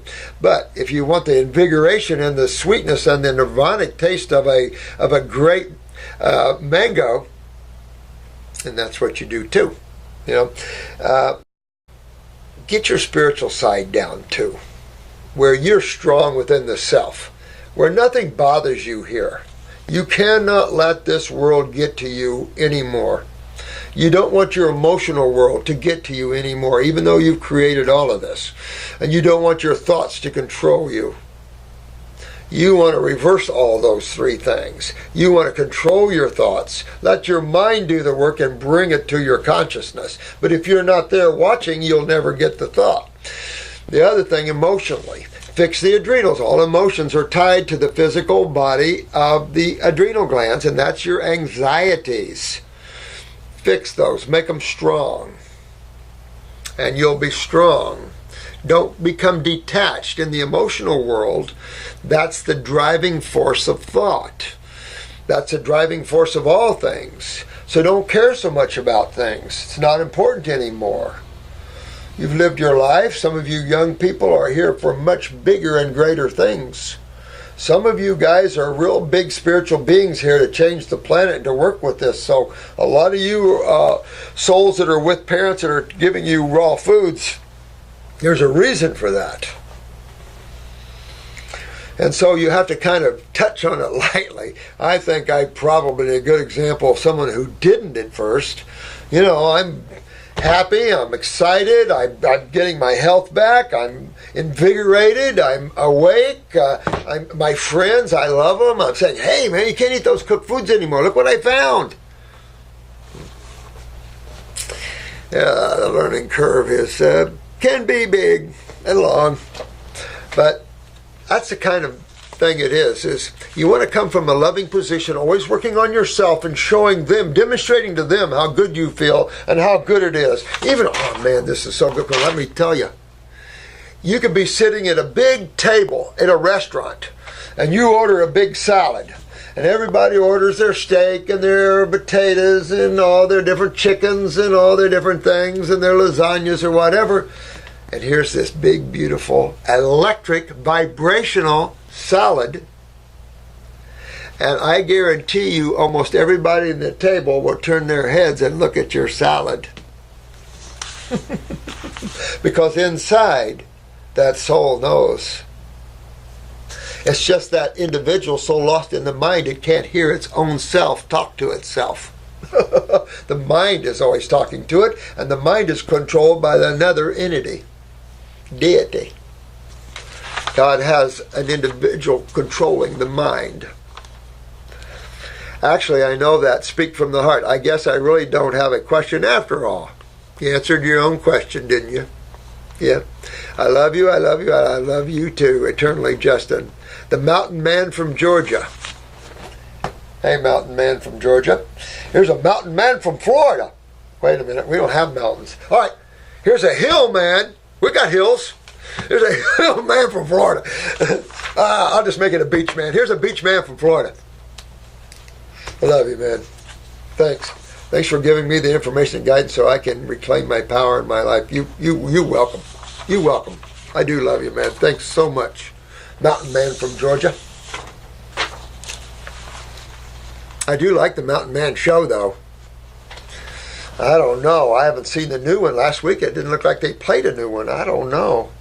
Tom's got his wife going out on the trapping thing. That old lady out on getting furs and trapping. First of all, the whole idea of killing animals and trapping like that. I mean, I like the people, but can you ask Dr. Morse how to heal from OCD, anxiety, depression, adrenal, thyroid? Question mark. Thanks. Love, Adam. Adam, that's what all these videos have been about, my dear one. So you must look at these videos, understand your body, and the first time of understanding your body is to get a picture of your eyes and let somebody look at that for you. Have us do an iris analysis, or you do one yourself. I've got some videos up for that. The other thing, let's take a look at these things just one at a time.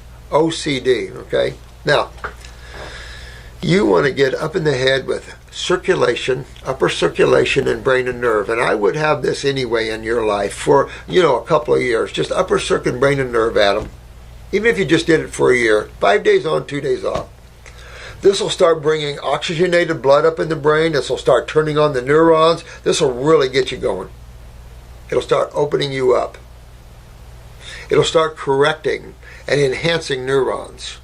But remember, at the same time, you have a sewer system in your body that holds neurotoxins like mercury and aluminum and, excuse me, all these things like that in the body. That's why we talk so much about cleaning the lymphatic system, because it'll pull all these neurotoxins, all these suppressive agents out of your body. It'll release acidosis and bring you into a state of alkalinity, in a state of balance, chemical balance. The other thing is, looking at the iris, you want to take a look at your pituitary, because that's instrumental in all the other glands that you have involved. You asked me about the thyroid, you asked me about the adrenals. Well, you're asking me about the endocrine gland system. The pituitary is the main controller of that system. So you look to see if it's weak genetically. If it is, it will be tied to a transverse bowel weakness, meaning that your colon is probably not in the best of shape. So, you asked me about anxiety. Anxiety comes out of an adrenal gland weakness. Anxiety deals with emotions and neurological things. Kind of like if you can't catch a breath, you know what that feels like in an anxiety? Absolutely. So, you want to make healthy that is weak. These are all weaknesses. So, Adam, you want to make healthy these tissues. The tissues most responsible for your moods is going to be the neurological and the endocrine gland tissues. So you want to go after them, but you must always remember that you have a sewer system that flows through all systems: brain, nerve, bone, heart, lungs. And that system is down in 99% of the people, creating a suppression of all these things. So you want to honk in on your lymphatic system. I would look at the protocol video that I just did to look that up. But with all these things, I would move my body into a high fruit, berry, and a melon experience. Depression is the parathyroid, right? So you want to work on your parathyroid gland and get more calcium utilization in your body. But is your parathyroid down because of your pituitary? Remember our videos, we talk a lot about that. Or is it the parathyroid in and of itself? Now, the parathyroid could have another source of weakness to it. Can you guys guess which that would be? So let's go back to the embryo. And let's go back to the cell. And then when the cell becomes the embryo and you get the head and the trunk,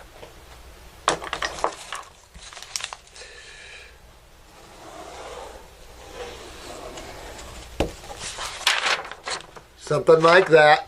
You get the head here, the cell. The cell was a whole cell. Now it's opening up. That one cell with no external source is becoming. So you see this embryo. Remember, in the embryonic stages, half the animals look the same. We look like deer and rabbit embryos. This embryonic trunk, spinal column, and gut tissue, GI tract. So all these organs and glands in the body come out of this gut tissue. So where else am I looking for a problem with the parathyroid? And if you look where it's located on the iris, it's nestled right up in the bowel wall. So I am definitely going after the descending colon and the small bowel. But wouldn't it be? Exactly. So I believe in going after the body systemically. Go after the body as a whole. Don't treat these things or you'll never be happy. You'll never be healthy. You'll always be depressed because there's no remedy there, Adam. You want to go after your body as if you're rebuilding your whole human body. And it's easy to do. You don't even have to think about it. It does it for you. All you have to do is put the right fuel in there with some right tools, which is fuel as well. Your body burns herbs for fuel like it does fruits and berries, but they are burning veggies. Herbs are more veggies. And you will be well, Adam. Thanks so much, guys, for letting me into your worlds. And I hope that by doing that, I've made it a lot better world for you guys. And with lots of love and respect with all of you. And amongst all of us, let's go knock this world out and travel on to others and knock them out too. There's a lot of worlds we can travel and help. This is just one. So, love, much love.